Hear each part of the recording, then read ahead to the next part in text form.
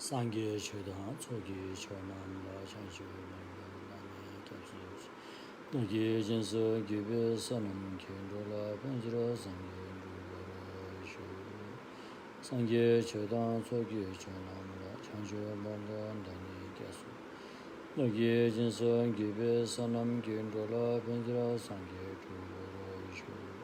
상계 최다 초기 전환과 장시를 만남에 겹치 나기 진서 기베 사남기 돌아 판지라 상 루버라 쇼 신전 탐제 대화단 대외 교단 대물의 응안단 등아라기 교단 자월의 교로지 응아라 매배 대화단 미자월의 교로지 예리한 차단단 다외 당연 nembar kyo je apanen tsawe lama rinpoche andagi jivra penye nishu kadi chimbe kone je sante kusan tokyo ngandu sando so saji peche jushe mendo tamari rabadun she ngide kemba sangye shindo mende ambro hayi dokona namda shindo choporo sho guru buddha bodhi sato sapari Ratna Mandala Puja Mega Samandra Spara Samaye Hua Simja Namgye Sambada Luye Cheta Cheta Chejana Toma Tyapai Chege Korolo Korodo So सम्पूर्ण प्राणीको हितार्थ कल्याण छ सम्मा सम्बोधि ज्ञान प्राप्त गर्ने आशयको साथमा मानव चोलामा भइपरिरहेको यस विषम परिस्थिति महामारी रोगबाट शीघ्र स्वास्थ्य लाभ गरेर अन्तमा भगवान बुद्धको बोधि ज्ञान प्राप्त होस् भन्ने मनसायको साथमा सत्तम देशमा सुनिदिन हुन विनम्र अनुरोध गर्दछु।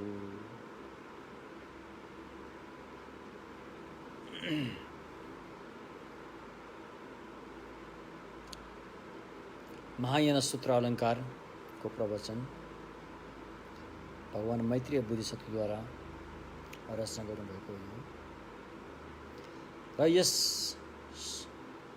ग्रन्थको अध्ययन र अध्यापनको साथसाथमा अभ्यास कसरी गरिन्छ भन्ने बारेमा पनि हामीले चर्चा गर्ने गरेका छौँ। त्यसमध्ये अहिले हामी अभ्यासको सिलसिलामा आइपुगेका छौँ। अब बोधिसत्वले गर्ने अभ्यास चाहिँ दुईटा छन्। एउटा आफू सक्षम हुने अभ्यास, अर्को अरूले सक्षम गराउने अभ्यास। दुई किसिमको अभ्यास हुन्छ। बोधिसत्वले गर्ने काम यो दुईटा मात्रै हो, अरू कुनै पनि काम छैन। बोधिसत्वले गर्ने काम दुईटा मात्रै हो। एउटा आफू स्वयं सक्षम बन्नु पर्यो अनि अरूलाई सक्षम बनाउनु पर्यो। यो दुईटा काममध्ये भगवानले आज्ञा भएको छ कि आफू स्वयं सक्षम हुनलाई छ पारमिताको चाहिँ साधना गर्न जरुरी छ अरे। त्यसमध्ये अहिले हामी 6 पारमितामध्ये दान पारमिताको बारेमा कुरा गरिरहेका छौँ। दान गरेको फाइदा के छ, दान नगरेको बेफाइदा के छ भन्ने बारेमा कुरा गर्दैछौँ। दान गरेको फाइदाको बारेमा अहिलेको फाइदाको बारेमा हिजो हाम्रो लगभग चर्चा भइसक्यो। दान गर्ने व्यक्ति दानवीर हुन्छ, उसको इज्जत हुन्छ, ऊ जहाँ गए पनि ऊ चाहिँ सम्पन्न भएर जान्छ, उसको सम्मान हुन्छ। उसले ती सम्मानहरू चाहेर गरेको होइन, तर प्राकृतिक रूपले ती कुराहरू, ती सगुणहरू उसको जीवनमा सम्पन्न हुँदै जान्छ। तर दान नगरेको बेफाइदाहरू चाहिँ इज्जतमा दाग लाग्ने, कन्जुसी मान्छे भनेर अरूले खिल्ली उडाउने जस्ता कुराहरू थुप्रै हुन्छन्। दान नगरेको व्यक्तिहरूसँग धन सम्पत्ति भए तापनि उसको मन सन्तुष्ट कहिले पनि हुँदैन, असन्तुष्ट भएर राति निन्द्रा पनि राम्रोसँग लाग्दैन। यस्तो किसिमले धेरै गाह्रो जीवनयापन गर्नुपर्ने हुन्छ। अहिलेकै हिसाबले पनि फाइदा बेफाइदा यसरी छुट्याउन सकिन्छ दान गरेको र नगरेकोमा। अब अन्तको चाहिँ बेफाइदा के छ अरे भन्दाखेरि धार्मिक दृष्टिकोणले, भगवानको धार्मिक दृष्टिकोणले अहिले एउटा सूत्र छ, सञ्चय गाथा भन्ने सूत्र। यो प्रज्ञा पारमिता सूत्र हो। यो धोमाङभित्र पनि समावेश छ। धोमाङभित्र 3टा प्रज्ञा पारमिता सूत्रहरू समावेश छन्। एउटा चाहिँ सञ्चय गाथा, एउटा वज्रच्छेदिका, अनि अर्को चाहिँ यो प्रज्ञा पारमिता हृदय सूत्र। यो चाहिँ मेन यो 3टा लघु प्रज्ञा पारमिताको सूत्रहरू चाहिँ धोमाङभित्र छन्। त्यसमध्ये सञ्चय गाथा सूत्र भन्नेमा चाहिँ दान नगर्ने कन्जुसी व्यक्ति कन्जुसी गर्यो भने बेफाइदा के छ त भन्दाखेरि कन्जुसी व्यक्ति यहाँबाट मृत्यु हुन साथै तुरुन्तै प्रेत लोकमा जन्म हुन्छ अरे। कन्जुसी व्यक्ति, चाहे म होस्, चाहे तपाईँ होस्, चाहे अरू जो कोही पनि होस्, जो व्यक्तिमा यो कन्जुसी पनि अत्याधिक छ, अन्तिममा प्राण जाने बेलामा पनि उसको चाहिँ कन्जुसीमै मन चाहिँ फसिरहेको हुन्छ, त्यसमा आसक्ति तृष्णा गरिरहेको हुन्छ। त्यसले गर्दाखेरि चाहिँ अनि त्यो व्यक्ति चाहिँ मरेपछि सिधै प्रेत लोकमा जन्म लिन्छ अरे। यो प्रेत लोक भने कस्तो हो भने प्रेत लोक चाहिँ दुई किसिमका छन्। एउटा चाहिँ एउटा सर्टेन एरिया नै छ, प्रेत लोक भन्ने नै छ, त्यो भयो। अर्को प्रेत चाहिँ अनि फेरि हावामा घुम्ने, हावामा वायु भएर घुम्ने, तर्न नसकेर, हैन, अकाल मृत्यु आदि भएको कारणले मृतकलाई चाहिँ सही ढङ्गसँग चाहिँ हैन तार्ने कामहरू हुन सकेन भने, तर्न सकेन भने त्यस्ता चाहिँ फेरि हावामा घुमेर चाहिँ प्रेत भएर बस्दछ अरे। यस्ता दुई किसिमका प्रेतहरू पनि हुने गर्छन्। र प्रेत भन्नु चाहिँ हरदम हर हमेसा हर पल भोकाएरै बस्ने जीव हो। त्यो भोकाएरै बस्ने जीव, खाने चिज र पिउने चिज भनेको त उसले पाउनै सक्दैन। त्यसमध्ये खान योग्य चिजहरू उसको लागि चाहिँ सम्भवै छैन। खान योग्य चिजहरू बाटोमा खान गयो, त्यहाँ पुगेपछि कति बालुवा भएर जान्छ, तातो बालुवा, कति पानीहरू चाहिँ पिपरगतको रूपमा देखा पर्ने हुन्छ। त्यसकारण प्रेत भन्ने धेरै गाह्रो। अब हामी मान्छेमा पनि प्रेतको अनुभव हुन्छ, टाढा जान पर्दैन, हामी आफैमा प्रेतको अनुभव लिन सक्छौँ। कति बेला सिकिस्ते बिरामी भएको बेलामा, हामी सिकिस्ते बिरामी हुँदाको बेलामा हामी प्रेत सरह हुन्छौँ। मन परेको खाना पाइँदैन, डाक्टरले यो नखा त्यो नखा भन्छ। मन नपरेको तितो तितो तितो दबाईहरू जबरजस्ती खाना पनि हुन्छ। यो प्रेतको शैली हो। त्यसकारण हामीलाई पनि प्रेतको अनुभूतिहरू चाहिँ अहिले पनि हामीले लिन सकिन्छ। अहिले हामी न्यूने व्रत बस्ने गरेका छौँ। भगवान बुद्धिस्ट अवलुप्तेश्वरको विधि परम्पराबाट न्यूने व्रत बस्ने गरेका छौँ। न्यूने व्रतमा हामी अलिकति यो के निराहार बस्ने पनि छ, एउटा प्रक्रिया छ त्यहाँ। हुन त भगवान बुद्धको मार्गमा निराहारलाई त्यति प्रशंसा गरिएको छैन। नखाएर नपिएर शरीर तरपारेर बस्ने त्यति प्रशंसा गरिएको त छैन। तापनि यो न्यूने परम्परामा निराहार बस्ने एउटा परम्परा छ, बसिन्छ। त्यो यतिकै बसेको होइन। प्रेत लोकको दुःख पीडालाई अहिले नै अनुभूतिमा अनुभवमा उतारेर चाहिँ हेर्न खोजेको हो। प्रेत लोकमा चाहिँ अहिले हामी मान्छेको चोलामा 2 दिन नखाएर नपिएर बस्दाखेरि कस्तो समस्या हुन्छ, कस्तो गाह्रो हुन्छ। भोलि प्रेत लोकमा जन्मै भइदियो भने त त्यहाँको आयु त एकदम लामो छ, एकदमै लामो छ। त्यहाँको आयु कति लामो छ भन्दाखेरि धेरै लामो छ अरे। यसको गन्तीको हिसाब पनि राखेको छैन।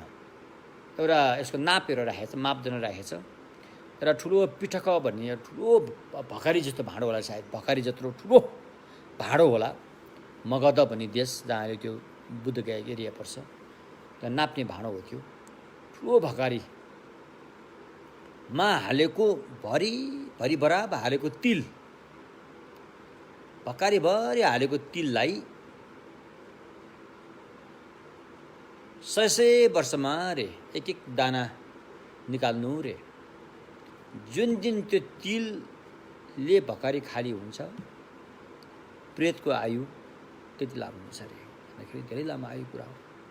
त्यसकारण अहिले हामी न्यूने व्रतमा निराहार बसेर चाहिँ कति दुःख कति पीडा हुँदो रहेछ। भोलि हामी साँच्चीकै प्रेतलोकमा पुगेर जन्म लियो भने त के होला। अब प्रेतलोकमा हुत्याउने, प्रेतलोकमा घिसारेर लाने के रहेछ भने त्यो चाहिँ कन्जुसी हो रहेछ। कन्जुसी नै मूल कारण रहेछ। जसरी नर्कलोकमा लाने रिस हो मूल कारण, रिसले नर्कमा हुत्याइदिन्छ भने कन्जुसीपनले चाहिँ प्रेतलोकमा हुत्याइदिन्छ, त्यहाँ फ्याँकिदिन्छ प्रेतलोक कन्जुसीले। त्यो प्रेतको तत्त्व अहिले हामीसँग छ, जसलाई हामीले कन्जुसी भनेर भाषा प्रयोग गरेका छौँ। मात्सर्यको कन्जुसी हो, यही नै हो। यो कन्जुसिया भएपछि यसले दान दिन सक्दैन, दान दिनलाई यसले रोकिदिन्छ।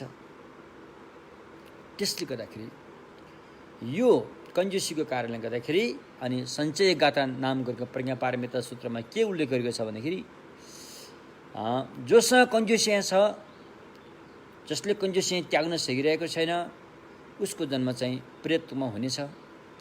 प्रेतत्व भए लामो आयुसम्म धेरै भोक प्यासको दुःख भोगेर पनि कथन कदाचित फेरि मान्छेको चोलामा आइहाल्यो भने पनि त्यो व्यक्ति दरिद्र हुन्छ, अझै पनि कर्मको फल बाँकी रहेको हुन्छ।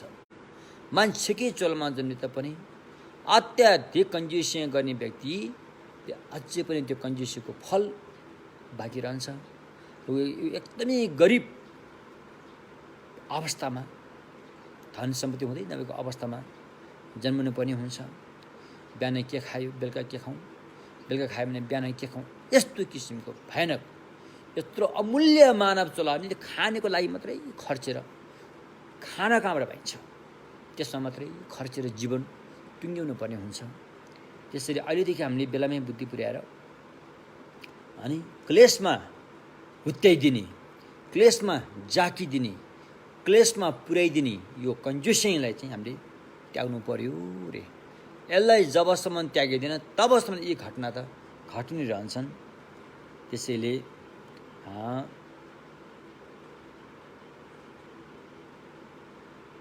दानै गरे तापनि हामीले राम्रोसँग दान गर्नु सक्नुपर्छ। अशुद्ध दान गर्यो भने फेरि नुनिलो खेतबारीमा बिउ रोपे सर हो, त्यो बिउ राम्रो उम्रिने छैन, किनकि त्यहाँ नुनको नराम्रो खेतबारी भएकोले, नुनिलो भएकोले त्यहाँ बिउ राम्रो उम्रिने छैन।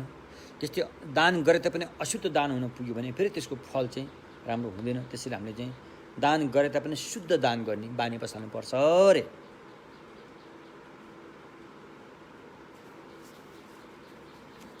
यस्तो किसिमले दानमा हामी जहिले पनि अग्रसता हुनुपर्छ, दान दिने पक्षमा हामी रहनुपर्छ।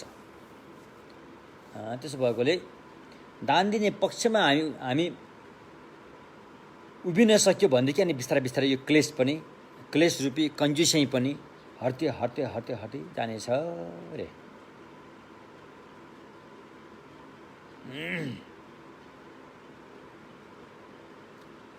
यदि अशुद्ध दान गर्यो भने अलिअलि फल चाहिँ पाइएला, तर त्यो भने जस्तो फल पाइँदैन हैन। एउटा छुक्यार भनेको के हो? यो एउटा हाँस बकुल्ला जस्तो हो, बकुल्ला भनौँ कि त्यस्तो यो माछा खाँदा हो। त्यसले चाहिँ मरेको माछा, प्रायः त्यसले जिउँदो माछा खान्छ के, त मरेको माछा खायो भने उसले त्यति राम्रो लाग्दैन होला। त्यस्तै अशुद्ध दान गरेपछि अशुद्ध दान गरेको फल पनि त्यति चित्त बुझ्दो हुने छैन रे।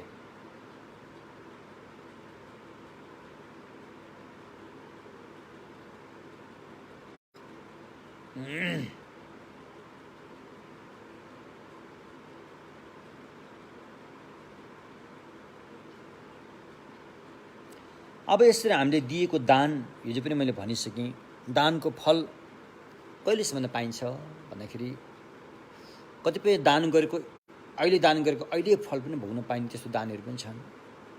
दह्रो दान, दह्रो उत्कृष्ट दान मानिन्छ। कतिपय दान चाहिँ अहिले गरेर त्यसको फल भोग्न अर्को चोलासम्म पुर्नुपर्ने हुनसक्छ।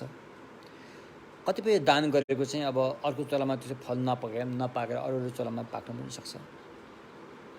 अनि दान गरेको फल कहिले टुङ्गिन्छ त अरे? बोधिचित्त, महाकरुणाले प्रेरित भएर उत्पात भएको बोधिचित्त यदि हामीमा छैन भने, बोधिचित्त विहीन भएर गरेको दानको फल चाहिँ केराको फल जस्तै हो रे, केराको फल जस्तै हो। बोधिचित्तको आशय नभइकन गरेको सामान्य दान चाहिँ यसको फल केराको फल पाए जस्तै हो। एउटा केराको बुटोबाट एकपल्ट फल फल्छ, फेरि त्यहाँबाट फल फल्न सक्दैन अरे। त्यसरी दिएको दान चाहिँ एकपल्ट फल पाएपछि टुङ्ग्यो रे। तर जब हामीसँग बोधिचित्त हुन्छ, सम्यकसम बुद्धत्वमा पुग्ने आशय राखेर, उद्देश्य राखेर हामीले दान गर्दछौँ भने त्यो चाहिँ स्याउको बुटोले दिएको फल जस्तो हो रे। एकपल्ट दिएर टुङ्गिने छैन, झन्झन पटक पटक फल दिइरहन्छ अरे। त्यसकारण बोधिसत्वको दान चाहिँ उत्कृष्ट दान हुन्छ। श्रावक यानमा रहेर श्रावक यानको अभ्यास गरेर श्रावक यानको आशयले गरेको दानको फल चाहिँ अरहत्तसम्म पुग्छ। अरहत्त प्राप्त भएपछि त्यसको फल टुङ्गिन्छ। तर बोधिसत्वले गरेको दानको फल यसरी टुङ्गिँदैन, यो दिगो हुन्छ। यो लामो समयसम्म यसले चाहिँ फल दिइ नै रहन्छ।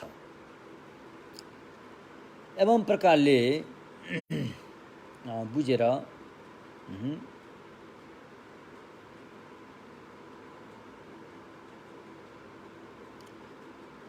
अब धन सम्पत्ति त आफूले पसिना काटेर कमाएको धन सम्पत्तिलाई त अनि केही न केही त अब भइहाल्छ, आसक्ति त आइहाल्छ होइन।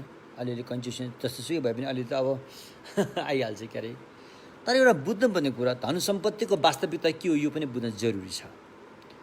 धन सम्पत्तिको वास्तविकता के हो, यसको सच्चाइ के हो, यो बुझ्न नितान्त जरुरी छ। यसलाई भगवानबाट आज्ञा भएको छ। धन सम्पत्तिलाई हामीले तीन अवस्थामा हेरौँ रे।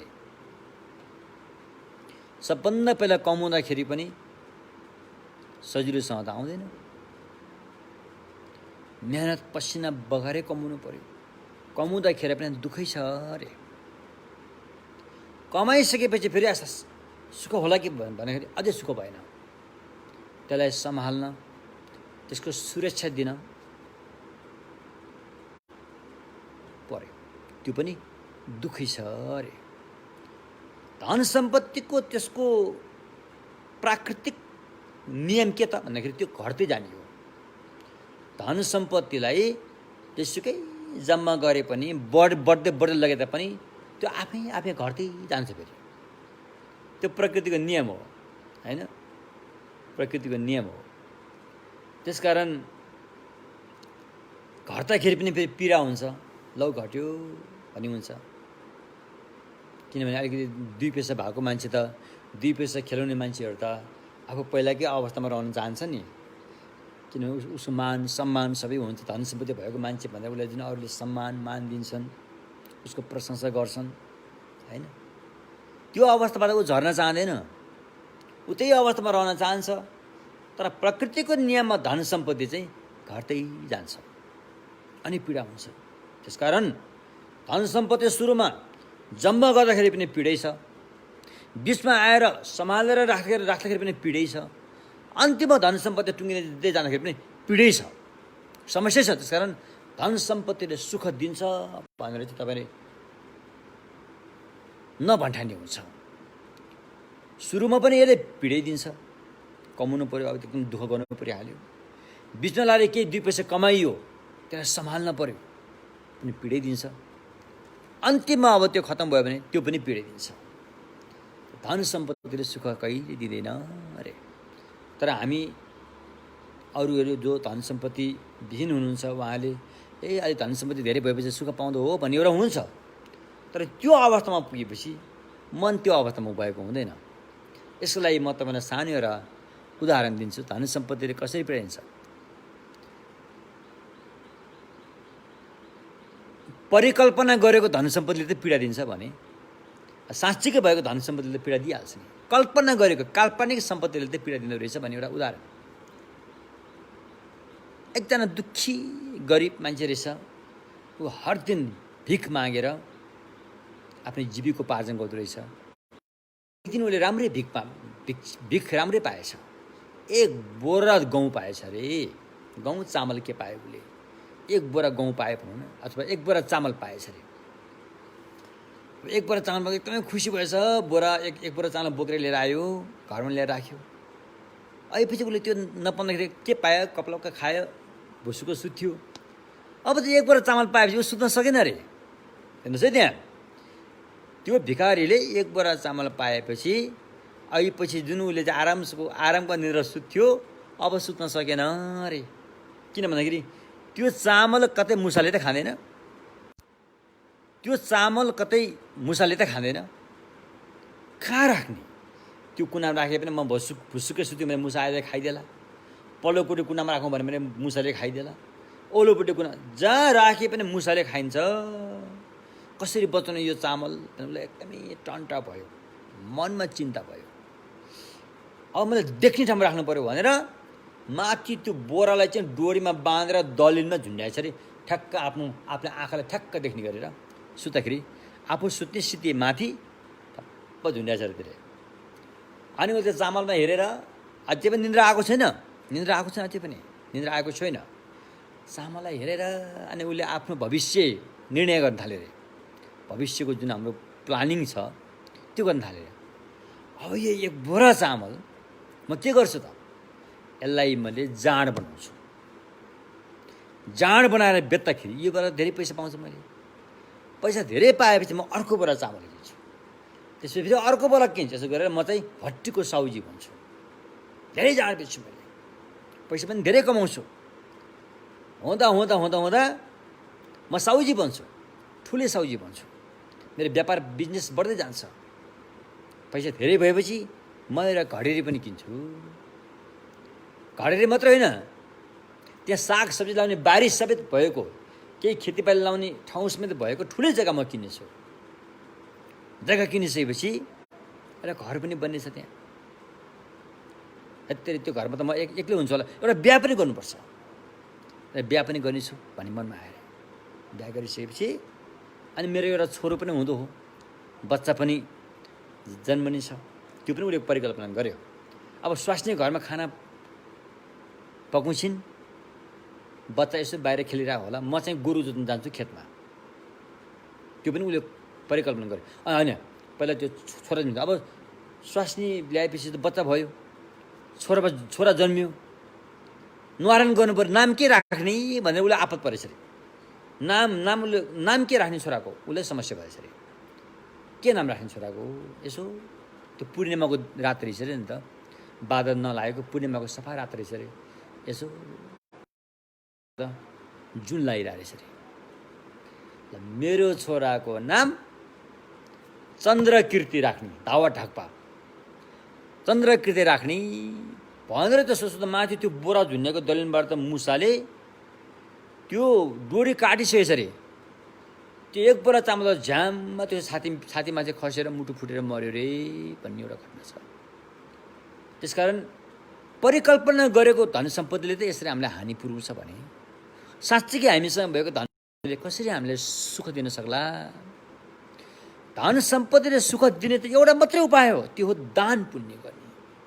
दुखी असहाय गरिबहरूलाई दान दिने। दान दिनलाई दुखी असहायलाई मात्रै दिनुपर्ने भन्ने छैन। दान दिन भगवानको मार्गमा दान दिनलाई दुखीलाई मात्रै दान दिने भन्ने कुरा होइन। भगवानको मार्गमा दान किन दिने भन्दाखेरि दुखीले खाना पाएन लौ खा भनेर उसलाई खाओस् भनेर त्यो कुरा पनि होइन। भगवानको मार्गमा दान दिने भनेको मनको कन्जुसिया हटाउने हो। दुखीलाई दान दिने त्यो पनि एक किसिमले राम्रो हो, गरिबले दान दिने त्यो पनि एक किसिमले राम्रो हो। तर तपाईँको मनको कन्जुसिया हट्ने ढङ्गले दान भयो कि भएन त्यहाँ हो त्यो कुरो। भगवानको मार्गमा दान गर्ने भनेको चाहिँ त्यो दान लिने व्यक्तिसँग सरोकार हुँदैन। दान लिने जो कोही पनि होला त्योसँग खासै सरोकार त्यति राख्दैन। मेन कुरा भित्र मनमा चाहिँ त्यो दान अभ्यासले तपाईँको कन्जुसिया घट्यो कि घटेन। हिजोसम्म बढ के कन्जुसिया थियो, आज दानको अभ्यास गरेर कन्जुसिया अलिकति तल गएन। गयो भने दान राम्रै भइरहेछ, यदि गएन भने त्यो दानले फेरि भने जस्तो काम गरिरहेको छैन। त्यसैले भगवानको मार्गमा दान दिने भनेको चाहिँ त्यो दान लिने व्यक्तिहरूलाई त्यति हुँदा हेरिन्छ कहिले अब एकदमै जाँडसी खाने मान्छे दान दिने फेरि गएर खाइदिन्छ भन्ने हुन्छ होइन, त्यस्तो होला। बसेर दान दियो भने उसले फेरि अर्को ठाउँमा गएर बदमासी गरेर भन्ने पनि होला। तर त्योभन्दा पनि भगवानको मार्गमा दान लिने व्यक्ति भन्दा पनि दान दिने व्यक्तिको मनको आशय चाहिँ बढी महत्त्व हुन्छ। बुझ्नुभयो नि के? तपाईँले दिएको दान त्यसले कहाँ प्रयोग गर्छ त्यो उसको कर्मको कुरो हो। त्यो उसको कर्मको कुरो हो। उसले गलत ठाउँमा प्रयोग गर्यो भने उसको कर्मको फल उसैले भोग्ने हो। उसले सही ठाउँमा प्रयोग गर्यो भने त्यसको कर्मको फल उसैले भोग्ने हो। त तपाईँले राम्रो आशाले दिएको कर्मको फल तपाईँले पाउने हो, त्यो कसैले छिनेर लाँदैन। त्यसैले लिने व्यक्ति कस्तो हो, लिने व्यक्ति कस्तो हो भनेर त्यो लिने व्यक्तिको जाँच गरिरहनु जरुरी छैन। दिने व्यक्तिको मनमा कन्जुसियाँ कति घट्यो त्यो हिसाबले दान दिने हो। भगवानको मार्गमा दान यसरी गरिन्छ, न कि विचार के खाना पानी विचार गरेर दिने भनिन्छ नि। त्यसरी दिँदाखेरि त अब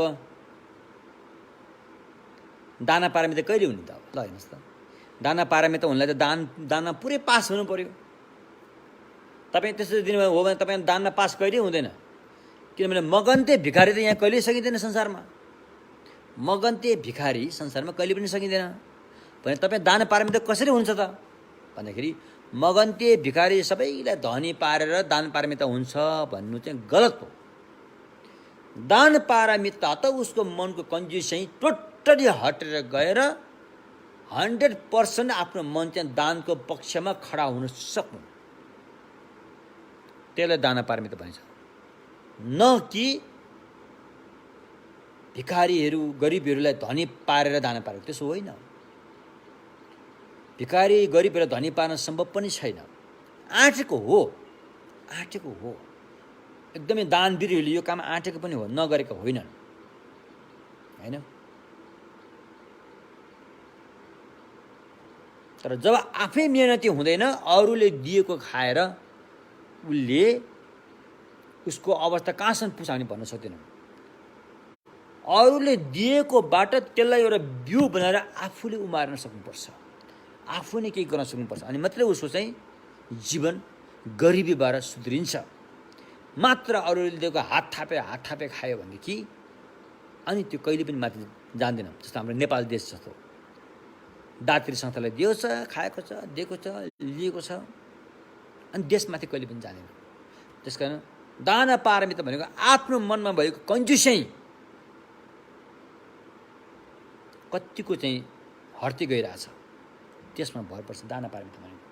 यस्तो किसिमले चाहिँ अनि हामीले चाहिँ दान दिने अभ्यास चाहिँ भगवानको मार्गमा चाहिँ लिने व्यक्ति भन्दा पनि दिने व्यक्तिको मनमा कन्जुस्याइ हटाउनेतर्फ दान भएको छ कि छैन हो, त्यसमा चाहिँ बढी महत्त्व राख्छ।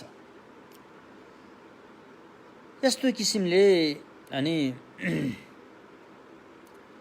अब धन सम्पत्ति कमाउँदाखेरि यदि सजिलो छैन, धेरै पाप गर्नुपर्ने हुन्छ। अझ छिचिरो धनी हुन चाहनेहरूले त बेसरी पापमा हात हाल्छ, मद्दतसँग झुटो बोल्छ, मद्दतसँग अरू काम गर्छ, 2 नम्बरी कामहरू गर्छन्, 4 नम्बरी कामहरू गर्छन्, किनकि ऊ छिचिरो धनी हुन चाहन्छ। 2 नम्बरी र 4 नम्बरी काम गरेर आएको धन सम्पत्तिहरू सजिलैसँग आयो नि त। जुन चिज सजिलैसँग आउँछ त्यो सजिलैसँग जान्छ, यो प्रकृतिको नियम हो। जुन चिज सजिलैसँग आउँछ त्यो जाँदाखेरि पनि सजिलैसँग जान्छ। त्यस कारण 2 नम्बरी धन्दा गरेर कमाएको धन सम्पत्तिहरू दिगो हुँदैन। मेरो आँखाले पनि मैले देखेको छु, मेरा केही मित्रहरू पनि छन्, यस्ताहरू गर्नेहरू पनि छन्, तर उहाँहरूको जीवनमा कहिले पनि सुखको निन्द्रा उहाँहरू सुत्न सक्नु भएन। अन्य मित्रहरू पनि छन् जो आफ्नो पसिना बगाएर राम्रोसँग गरिरहेछन्, उनीहरू भलै धेरै अब धन सम्पत्ति ठुल्ठुलो नहोलान्, तर उनीहरू आरामको निन्द्रा सुत्न सकेका छन्। आखिरमा हामी धन के को लागि? सुख पाउनु लागि। त्यो धनले सुख पाइँदैन भने त्यसको के मतलब भयो? पाउनु पर्ने सुख फेरि त्यो लाएर पनि पीडा चिन्ता समस्या नै भइरहेछ भने त्यो त रोग भयो नि त, रोग भयो। त्यसो भएकोले धनै पवित्र धनी भनेको सन्तोषी सदा सुखी, सन्तुष्टमा आफू कायम रहन सक्यो भनेदेखि त्योभन्दा ठुलो धन केही छैन अरे। त्यसकारण सन्तोष्य हुनलाई दानको अभ्यास गर्नुपर्छ, होइन। अब दान दिने पुण्य भूमि कहाँ हुन् त? दान कहाँ दिनुपर्छ अरे? दान हामीले त्रिरत्नमा गर्न सकिन्छ। भगवान बुद्धको लागि दान दिन सकिन्छ, सद्धर्मको लागि दान दिन सकिन्छ, सङ्घको लागि दान दिन सकिन्छ अरे। अर्को पुण्य, यो चाहिँ पुण्य भूमि भयो। अब फेरि गुण लागेको भूमि, बुवा आमाले हामीले मजासँग गुण लगाइदिनु भएको छ, बुवा आमालाई पनि दान दियो भने त्यो पनि ठुलै पुण्य हुँदो रहेछ, त्यो भयो। अर्को चाहिँ करुणाको पुण्य भूमि, जो पीडाले पीडित छन्, अत्यन्तै दुःखले दुखित छन्, यस्ता प्राणीहरूलाई दान दियो भने त्यो करुणाबाट दान दिने भूमि भयो हैन। यस्तो किसिमले हामीले दान दिन सकिन्छ। अब शील पालन गरेको व्यक्तिले दान दियो भने धनी फलमाथि हुने भयो। शील पालन भगवानले सिकाएको अनुसार पञ्चशील अष्टशील भिक्षु भिक्षुणी शीलमा रहेका व्यक्तिहरूलाई दान दियो भने धनी पुण्यमाथि जाने भयो। जो व्यक्ति अनुशासन विहीन छ, जसले शील पालन गरेको छैन, जथाभावी गर्छ, त्यस्तोलाई दान दियो भने अलिक पुण्य पनि अलिकति कमै होला। त्यसकारण त्यो दान दिने ठाउँ अनुसारबाट पनि अलिकति पुण्य चाहिँ पर्दो रहेछ। हामी जन्मेको ठाउँ पनि त्यस्तो हो। भगवान बुद्धले पाइला टेकेको ठाउँमा जन्मियो भने अलिकति फरक पर्ने रहेछ। भगवान बुद्धले पाइला टेकेको ठाउँमा जन्मिने भने अलिकति फरक पर्दो रहेछ। म सानो एउटा उदाहरण सुनाउँछु मिलरेपा गुरुको।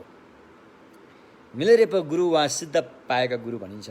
सिद्ध प्राप्ति भनेको चाहिँ कमसे कम पनि दर्शन मार्ग पुगेको, बोधिसत्वको पहिलो भूमि प्राप्त गरेपछि अनि सिद्धि प्राप्त गर्यो भनिन्छ। अनि उहाँ कहाँ चाहिँ एकजना डाकिनी भनेको एउटा चाहिँ अब यो तान्त्रिक कुरामा बढी चर्चा हुन्छ। एउटा चाहिँ फेमेल नारी शक्ति हो त्यो डाकिनी भन्ने। अनि उहाँले चाहिँ मिलरेपालाई एउटा चाहिँ सूचना दिनुहुन्छ कि इन्डियाबाट सतपिता बुद्ध रे फातम्पा साङ्गे अहिले चियो भने जुन यो डमरू बजाएर अभ्यास गर्ने साधना छ, यसको सुरुवात चाहिँ उहाँबाट गरेको भनौँ न एक किसिमले। फातम्पा साङ्गे सतपिता बुद्ध चाहिँ भोटमा आउँदै हुनुहुन्छ, आइपुनि लाउनु भएको छ, तपाईँ पनि उहाँको लागि स्वागत गर्न जानुहुन्छ कि भनेर ती डाकिनीहरूले मिलरेपा गुरुलाई चाहिँ सूचित गर्छन् अथवा सूचना दिन्छन्। मिलरेपा गुरुले भन्नुहुन्छ, अब मैले गर्नु पनि स्वागत त गरिसकेँ, अब कसरी स्वागत गर्न बाँकी छैन। तैपनि धर्मको गरिमालाई, भगवान बुद्धको शासनलाई, बुद्ध शासनको गरिमालाई ख्याल राखेर म उहाँको स्वागत गर्न जान्छु भन्नुभएछ। अनि उहाँ मिलरेपा गुरु चाहिँ उहाँको अब सिद्धि प्राप्त भएपछि त उहाँहरूको अब जुन अहिले हाम्रो हेराइ र उहाँहरूको हेराइ त बिल्कुलै फरक पर्छ। अनि उहाँले चाहिँ आफू स्वयंले एउटा फुलको थुङ्गा भनेर चाहिँ आफ्नो शरीरलाई अदृश्य पारेर, यो भौतिक शरीरलाई अदृश्य पारेर एउटा फुलको थुङ्गा बनेर जहाँबाट त्यो कल्याण मित्र आउँदै हुनुहुन्छ सतपिता बुद्ध, उहाँ आउने बाटोको छेउमा कुरेर बस्नु भएछ अरे। बुझ्नुभयो? अनि त्यो सतपिता बुद्ध चाहिँ फटाफट आउनु भएछ अरे। उसलाई वास्तै नगेर उसलाई नागे, त्यो फुललाई नागेरै जानुभएछ अरे। अनि मिलरेपालाई अलिकति शङ्का लाग्यो, ओहो यिनी त महान ज्ञानी व्यक्ति हुन्, यिनले के मलाई चिन्न सकेनन्? अलिकति उहाँप्रति शङ्का आयो अरे। मिलरेपा गुरुमा सतपिता बुद्ध कल्याण मित्र गुरुप्रति अलिकति शङ्का आयो अरे। शङ्का अलिकति के मात्रै गर्न आयो, त्यो उहाँ तुरुन्तै फर्केर आएर लात्तिर त्यो फुललाई हाने, ए मिलरेपा उठ, त जस्तो महान गुरु भएको व्यक्ति यसरी फुलको थुमा भएर बस्न मिल्छ? त यसरी फुलको थुमा भएर बसिस् भने अरू प्राणीको हित चाहिँ यहाँ कसले गर्छ? उठ उठ उठ भनेर उठाउनु भयो रे। अनि मिलरेपा पनि आफ्नो शरीरमा उठ्नु भयो अरे, होइन, मान्छेको शरीरमा आउनुभयो। अनि उहाँहरू दुईजना सिद्ध गुरु हो।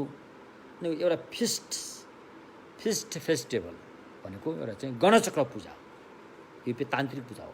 गणचक्र पूजा गर्नु पर्यो भनेपछि अब इन्डियाबाट आउने गुरुले चाहिँ म त तिम्रो देशमा आएको हो, म त तिम्रो पाहुना हुँ, गणचक्रको पूजाको लागि आवश्यक पर्ने चिजबिजको खर्च पर्छ सबै तिम्रै जिम्मा हुन्छ भनेछ नि, किनकि म त पाहुना हो भनेछ।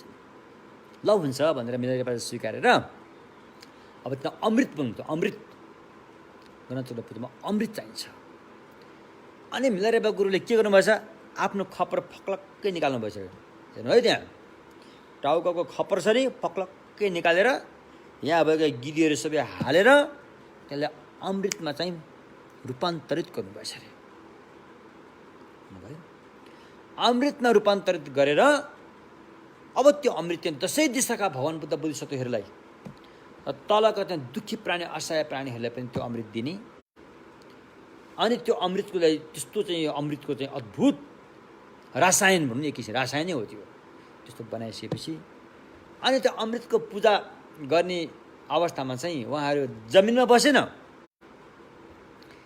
पहिला मिलरेबा गुरु चाहिँ फुत्त उड्यास्त गरेर माथि गएर रुखको सानो हाँगा जहाँ चरो बस्दाखेरि पनि त्यो लच्किन्छ त्यस्तो हाँगामा थपक्क बस्नुभयो अरे। त्यो हाँगा अलिकति लच्क्यो रे, अलिकति पनि लच्क्यो रे। फेरि त्यस्तो अर्को हाँगा पनि त्यहाँ थियो, त्यो रुखको हाँगा थियो, त्यस्तो हाँगा थियो अरे। अनि सतपिता बुद्ध पनि जुरुक्क उठेर अनि अन्तरिक्षमा गएर त्यो हाँगामा थपक्क बस्नुभयो अरे अर्को हाँगामा।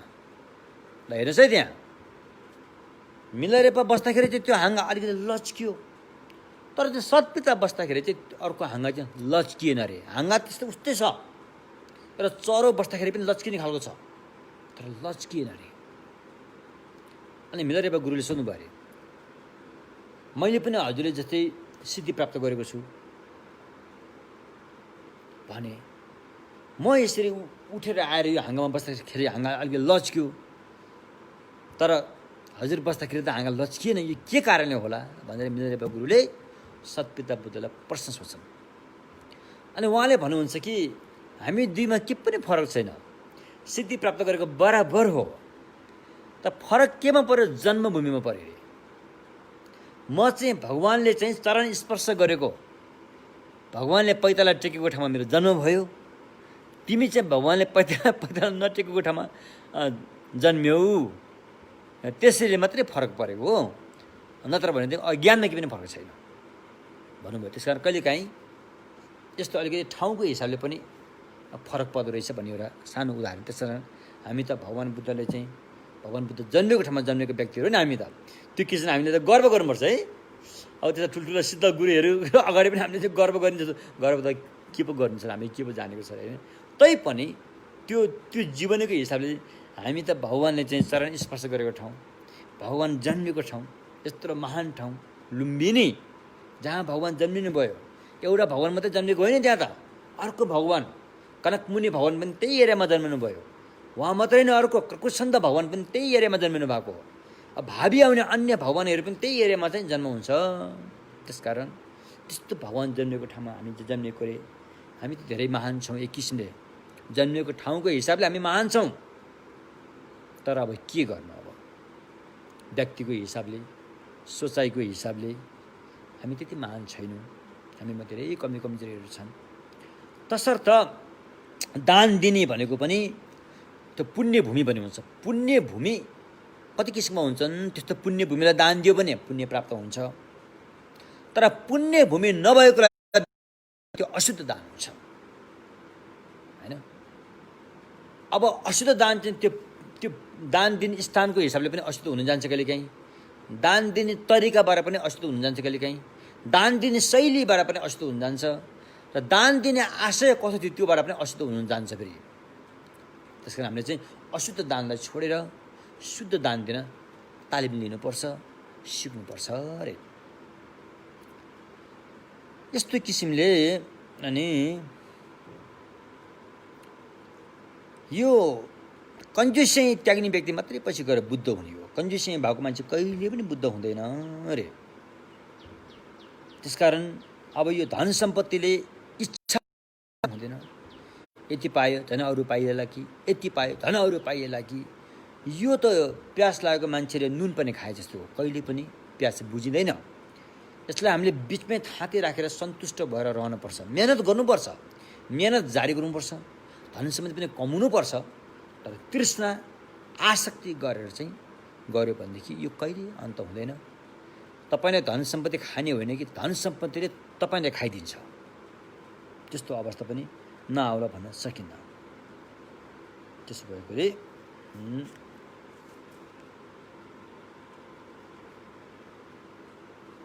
अहिले जातक कथाहरूमा जुन अहिले हामीले यो नेपाली भाषामा लेख्दैछौँ, जातक कथा भगवान् बुद्धको जीवनमा के कस्तो दान पुण्य गर्नुभयो भन्ने बारेमा चाहिँ हामी लेख्दैछौँ होइन। त्यसले पनि तपाईँलाई दानको बारेमा बुझ्नलाई मद्दत दिनेछ। त्यस्तै अनि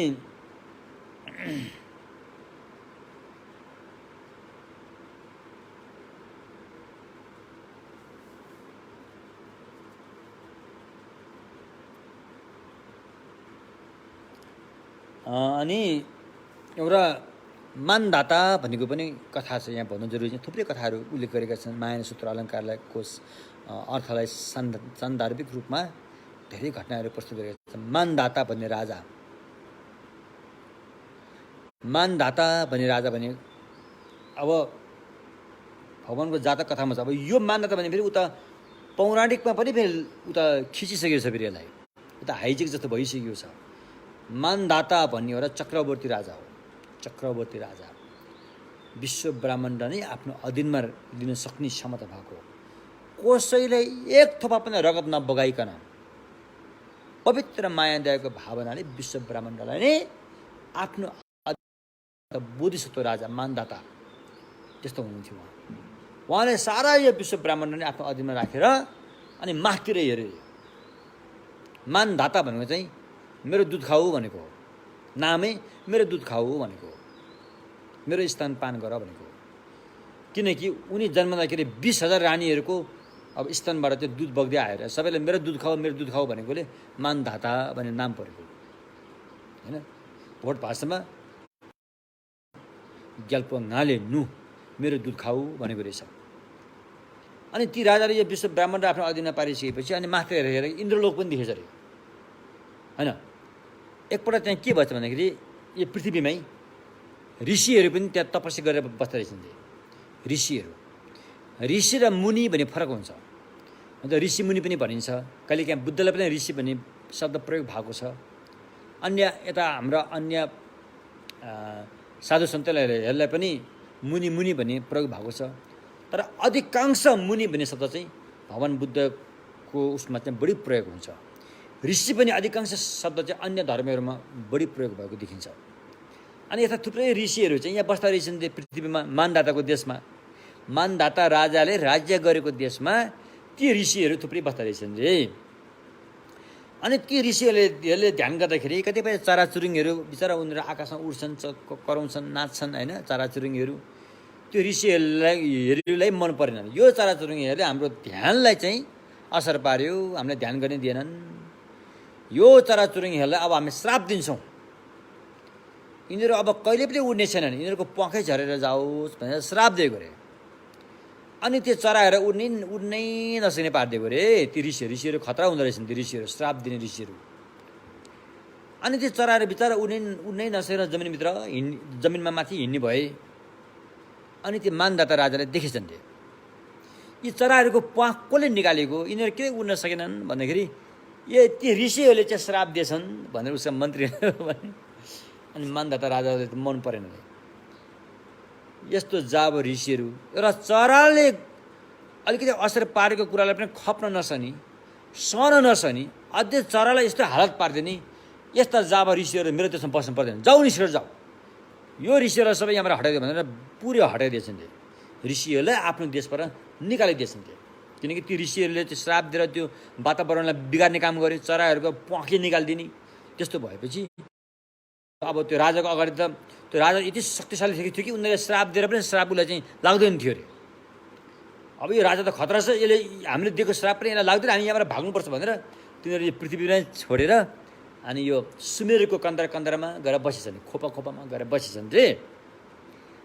अनि मानदाता राजा चाहिँ अब इन्द्रलोकमा जानु पर्यो भनेर चाहिँ आफ्नो बाइपङ्खी घोडाहरू, अब आकाशमा उड्ने घोडा भने एक किसिमले है, अब यो कुराहरू आउँछ। त्यस्ता घोडा हात्ती लिएर उनले अन्तरिक्षबाट जाँदो रहेछन्। जसुकै हात्ती अन्तरिक्षमै गए पनि घोडा हात्तीले गोबर त हौछ क्यारे। लामो यात्रा हुँदाखेरि अनि आकाशमा हिँड्दाखेरि पनि त्यो हात्ती घोडाले गोबर हग्दै गयो अरे। अनि त्यो गोबरहरू त त्यो भागेर आएका ऋषिहरूको टाउकोमा चाहिँ खस्न थाल्यो अरे। हात्तीको त्यो पिसाब गोबरहरू, घोडाको पिसाब गोबरहरू त्यो ऋषिमुनिको टाउकोमा खस्दो रहेछ अरे। यो को पापीले यस्तो गर्न थाल्यो, हाम्रो टाउकोमाथि यो चाहिँ पिसाब र दिशा गर्ने को रहेछ, को पापी रहेछ, हेर्नु पर्यो हेर्दाखेरि त त्यो मानदाता राजा रहेछ अरे। ओ यो खतरा राजा यहाँ पनि आएछ, यसलाई त हाम्रो श्रापै लाग्दैन, के गर्ने होला भनेर तिनीहरू फेरि चुप लागेर बसिछन्। बुझ्नुभयो ती ऋषिहरू, यो घोडा र हात्तीको पिसाबहरू टाउकोमा आए पनि चुप लागेर बसिछन्। अनि त्यसरी मानदाता राजा इन्द्रलोकमा पुगेछन्।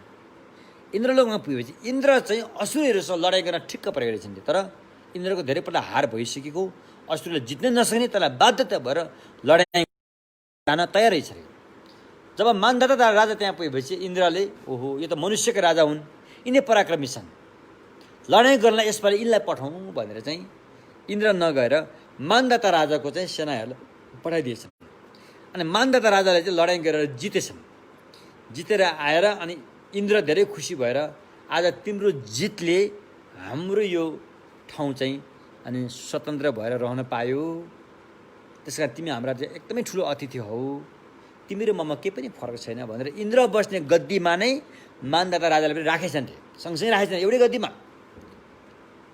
अनुहार त उस्तै रहेछ अरे, फेरि मान्छेको राजा र देवताको राजा अनुहार चाहिँ उस्तै रहेछ अरे, एउटा कुरो चाहिँ फरक रहेछ अरे। मान्धाता राजा चाहिँ मान्छे भएर आँखा झिमझिम झिमझिम गर्दो रहेछ अरे, आँखा फरफराउँदो रहेछ अरे। इन्द्र चाहिँ देवता भएर हेरेको रहेछ अरे, उसले चाहिँ आँखा झिमझिम झिमझिम हुँदो रहेछ अरे। त्यति मात्रै फरक हो अरे, अरू चाहिँ फरक छैन रहेछ अरे।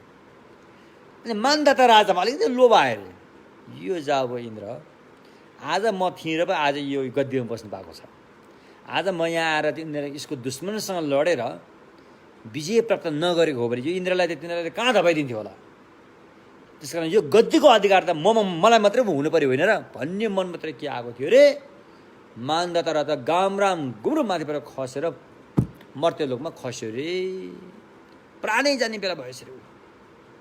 अनि उसो आफ्ना सेनाहरूले महाराज अब हजुर त बाँच्नेवाला हुनुहुन्न, अब के भनौँ त हामीले फर्केर जनताहरूले के समाचार दिनु भन्दाखेरि अब तिमीहरू जनताहरूलाई यस्तो समाचार देऊ, कुनै बेला यस्तो मान्धाता भन्ने राजा थियो, सारा विश्व ब्राह्मण र उसको अधीनमा भएर इन्द्रलोकसम्मलाई पनि अधीनमा पार्दाखेरि उसलाई लोभ जाग्यो। त्यो लोभ जागेपछि ऊ पतन भएर खतम भयो। लोभको कुनै पनि सीमा छैन, कसैलाई लोभ नगर्नु भनेर भनिदिनु, यो समाचार दिनु भनेर उसले चाहिँ यो समाचार दिन पठाएको छ कि त्यस कारण जतिसुकै धन सम्पत्ति लोभको अन्त हुँदैन होइन, लोभको अन्त हुँदैन। यो यो एउटा घटना हो यो। त्यस कारण हामीले सकेसम्म कन्जुसै छोड्नुपर्छ, लोभ छोड्नुपर्छ, अनि त्यो छोड्नलाई सन्तुष्ट वातावरणमा रहनुपर्छ होइन। त्यस्तो एवं प्रकारले अब दान दिँदाखेरि पनि अब दान दिने चिजबिजहरू पनि फरक फरक हुन्छ। भिक्षुहरूले दिने दान कस्तो हुनु पऱ्यो, गृहस्थीहरूले दिने दान कस्तो चिजबिजहरू दान दिन सक्छ, भिक्षुनीहरूले दान दिँदाखेरि उसले के दिन सक्छन्, के दान दिन मिल्छ, गृहस्थीले दान दिँदाखेरि के दिन मिल्छ भन्ने कुरा पनि हामीले बुझ्नु परेछ। त्यसमध्ये सबभन्दा पहिला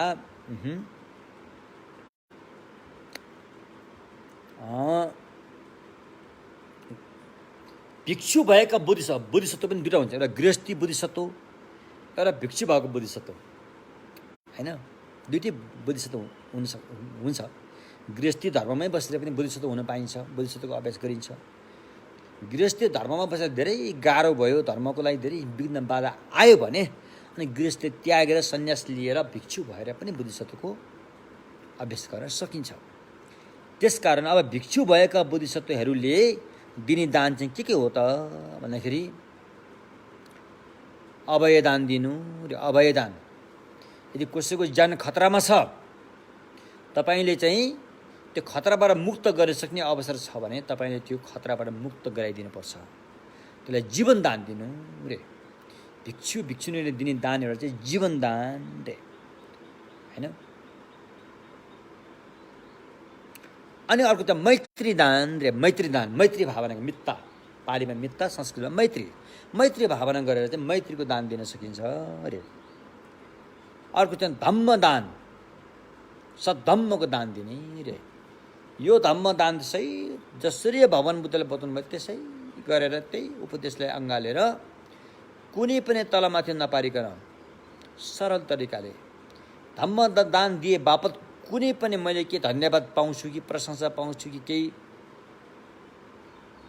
आर्थिक सहयोग पाउँछु कि भन्ने कुरालाई लेस मात्र पनि आशा नराखेर, ती कुराहरू पाउँदैन कि भन्ने शङ्का नराखेर आशा र शङ्काबाट मुक्त भएर मात्र अरूको हितमा समर्पित भएर धम्मदान गर्न मिल्छ भिक्षु भएका बोधिसत्वहरूले होइन। यी दान चाहिँ भिक्षु भएका बोधिसत्वहरूले गर्नुपर्ने प्रमुख दानहरू हुन् रे होइन। अनि अनि अनि भिक्षु भिक्षुनी दिने दान अरू अरू अनि अनि धन सम्पत्तिहरू दान दिन मिल्दैन त भन्दाखेरि भिक्षु भिक्षुनीहरूले चाहिँ दिने धन सम्पत्तिको दान भनेको चाहिँ कस्तो खालको हुँदो रहेछ भन्दाखेरि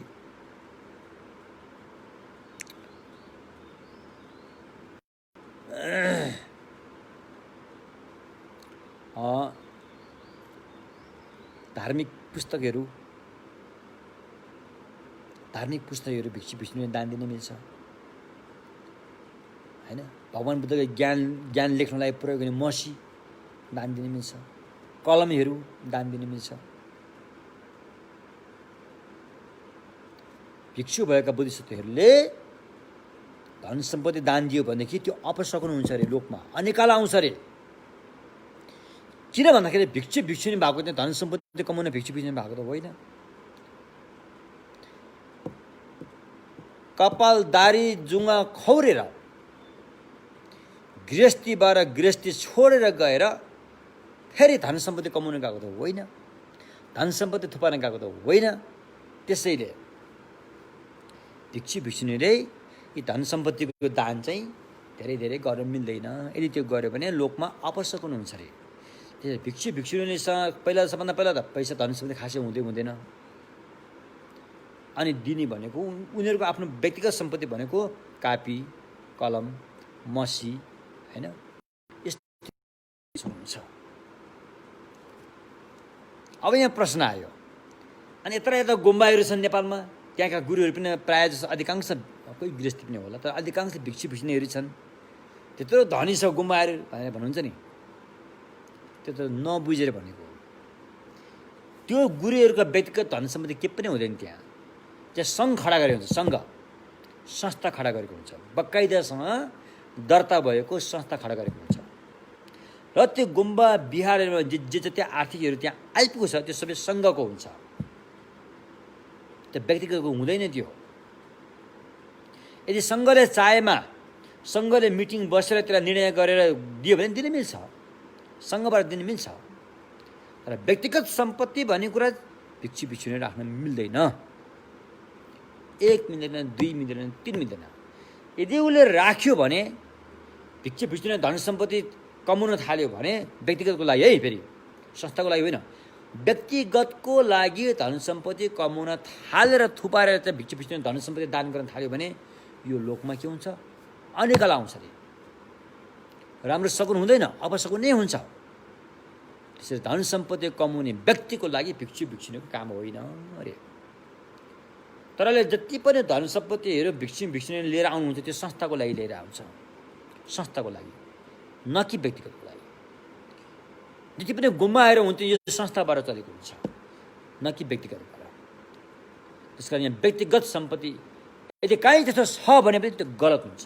भिक्षु भिक्षुनी भएर पनि व्यक्तिगत सम्पत्ति चाहिँ राख्छ भने, थुपार्छ भने त्यो चाहिँ उचित काम होइन, उचित होइन अरे।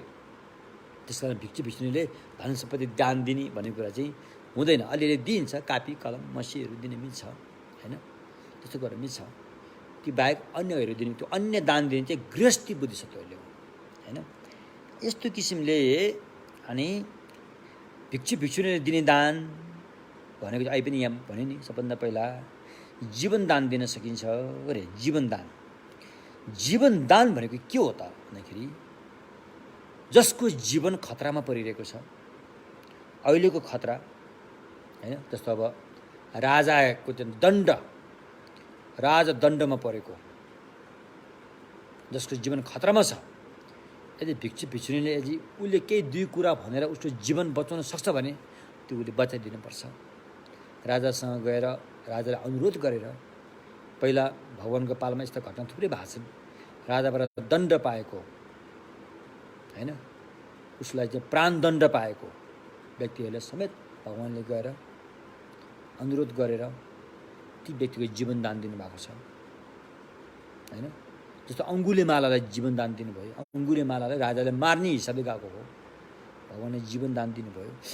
त्यसकारण जीवन दान यदि भिक्षु भिक्षुनी आफूले सकिन्छ भने जीवन दान होइन दिन मिल्छ। जसको जीवन खतरामा परेको छ राजाद्वारा चाहिँ प्राणदण्ड पाएको, होइन, चोरहरूले चाहिँ चोरहरूबाट चाहिँ उसलाई चोर डाकाले मार्न लागेको, सेनाहरूले उसलाई चाहिँ मार्न लागेको, अथवा पानीबाट मर्न आँटेको, आगोबाट मर्न लागेको, हुरीबाट मर्न लागेको, पहिरो आएर मर्न लागेको, जसको जीवन खतरामा छ त्यसलाई चाहिँ उद्धार गर्न मिल्छ। उद्धार गरेर त्यसको जीवन दान दिन मिल्छ। यो भिक्षुनीले दिनुपर्ने, सन्यास लिएका बुद्धिसत्वहरूले गर्नुपर्ने अभ्यास हो यो दानको अभ्यास अहिलेको लागि, होइन। अब अन्तिमको जीवनदान भनेको के हो? अन्तको जीवनदान भनेको चाहिँ ती प्राणीहरूलाई नर्गलोक, प्रेतलोक, पशुलोक जस्ता भयानक दुर्गतिबाट रक्षा गर्ने, सुरक्षा दिने, त्यो पनि एक किसिमले अभयदान नै हो, जीवनदान नै दिएको हो। त्यस्तै अनि भिक्षुनीले यहाँ धम्मदान गर्नुपर्छ भनेको छ। धम्मदान गर्नु त शिक्षित हुनु पर्यो। भिक्षुनी भएपछि राम्रैसँग पढाइ हुनुपर्छ, पढाइ गतिलोसँग हुनुपर्छ। भगवान् बुद्धको जति पनि त्रिपिटकहरू छन् देखि सकेमा अहिलेको जुन अहिलेको यो नयाँ आधुनिक पढाइहरूले पनि जानेको हुनुपर्छ। अन्य धर्मावलम्बीहरूको पनि धेरै कुरा बुझेको हुनुपर्छ। भगवान्को ज्ञान त त्यो त बुझ्न परेको हो, त्यो त आफ्नो ढुकुटी हो। बुझ्न बाहेक अन्य कुराहरू पनि बुझेको हुनुपर्छ, जानेको हुनुपर्छ, होइन। आफू शिक्षित हुनुपर्छ। आफू शिक्षित नभइकन अरूलाई शिक्षा दिन सकिँदैन। हिजो पनि एउटा कथा आयो नि त। अब जवानी छाउँछ मोज मस्ती गरेर बसिसकेर उसलाई केही ख्यालै आएन। जवानी छाउन्जेल यही हो, यही सुख छ, यही मोक्ष हो भनेर बस्यो। जब जवानीले लात्ती हानेर बुढेसकालमा धकालिदियो रे। जवानीले तपाईँको आफ्नो जवानीले लात्ती हानेर तपाईँलाई कहाँ धकेल्छ त? बुढेसकालमा धकेलिदिन्छ। जब जवानीले लात्ती हालेर घोक्रे ठ्याङ लाएर बुढेसकालमा धकेलिदियो, बल्ल उसको चाहिँ चेतना खुल्यो। लौ खत्तम भएछ, भएन, जीवन त खत्तम भइरहेछ। अब धेरै ढिलो पनि भइसक्यो। ढिलै भए तापनि आत्तिएर लुगा सुगा पनि फेरेछ अरे उसले। गृहस्थीको लुगा सुगा फ्याँकेर अनि सन्यासीले लाउने लुगाहरू लाएछ अरे, होइन। अनि त्यो गाउँमा एकजना बुढी आमा पनि रहेछन्, उसलाई धम्म ज्ञान सिक्न मन लाग्यो अरे र धम्म सिकाउने अनि यस्तो कल्याण मित्र कोही पाए त हुन्थ्यो भनेर कुरिरहनु भएको रहेछ। त्यो व्यक्ति त्यहाँ पुगेछ अरे। हो उहाँ गुरु आउनुभयो, ल उहाँलाई बोलाएर चाहिँ निम्तो गरेर ल मलाई धम्म ज्ञान सिकाइदिनुहोस् भनेछ अरे। त्यो त अशिक्षित मान्छे हो। तर बुढी आमा त त्यो उसलाई धम्म ज्ञान सिकाइसकेपछि दिने एउटा चाहिँ गोइसन सिल्कको राम्रो महँगो लुगा रहेछ, यो दिनुवाला छ। उसले त्यो लुगामा आँखा पनि गयो। यदि मैले धम्म सुनाएन भने यी बजेले यो लुगा त मलाई दिने छैनन्, तर मलाई धम्म ज्ञान सुन्नु त आउँदैन, के गर्ने भनेर टोलाएर बसेछ अरे। अनि त्यो बजेले लौ न गुरु भनिदिनु पऱ्यो, धम्म ज्ञान सुनाउनुहोस्, म तपाईँलाई यो होइन दान दिन तयार छु, धम्म ज्ञान सुनाउनुहोस् भनेछ अरे। अब अहिले यो भन्नु पनि नमिल्ने, सुनाएन भने त्यो बजेले दिनुवाला दिन्छ दिन थाहा पनि छैन। धेरै एउटा झोक्रिएर बसेर अनि एउटा कुरा भनेर है त्यसले नजान्नु नि दुःख रहेछ भनेर उसले। अनि ती बजेले त कुरोको चुरो बुझ्यो रे। नजान्नु भन्ने अविद्या हो, अज्ञानता हो। अज्ञानता भएपछि दुःख पाउँदो रहेछ। उसले चाहिँ सच्चाइको दर्शन पाइसक्यो तपाईँको, सच्चाइको दर्शन पाइसक्यो बजेले हो। त्यसकारण घरबार त्यागी भएर गएका भिक्षुनीहरू शिक्षित हुन जरुरी छ। किनकि उसको कर्तव्य भनेको धम्म ज्ञान अरूले सुनाउने उसको कर्तव्यमा पर्छ, उसको ड्युटी हो। अब यहाँ अर्को प्रश्न आयो फेरि, अनि के त गुम्बामा बस्ने सबै शिक्षित हुनुपर्छ त? सबैले धम्मदान दिन सक्ने हुनुपर्छ त भन्दाखेरि त्यसमा भागबन्डा हुन्छ। गुम्बा बिहारमा बस्ने भिक्षुनीको 3 किसिमको काम हुन्छ अरे। पावा समथिङ कि खोर्लो रे। एउटा काम के हुन्छ त? ध्यान गरेर चाहिँ ज्ञानको माध्यमबाट सच्चाइमा पुग्नेलाई ध्यान गर्दछन् रे। त्यो एउटा काम हुन्छ, ध्यान गर्ने एउटा काम हुन्छ। अर्को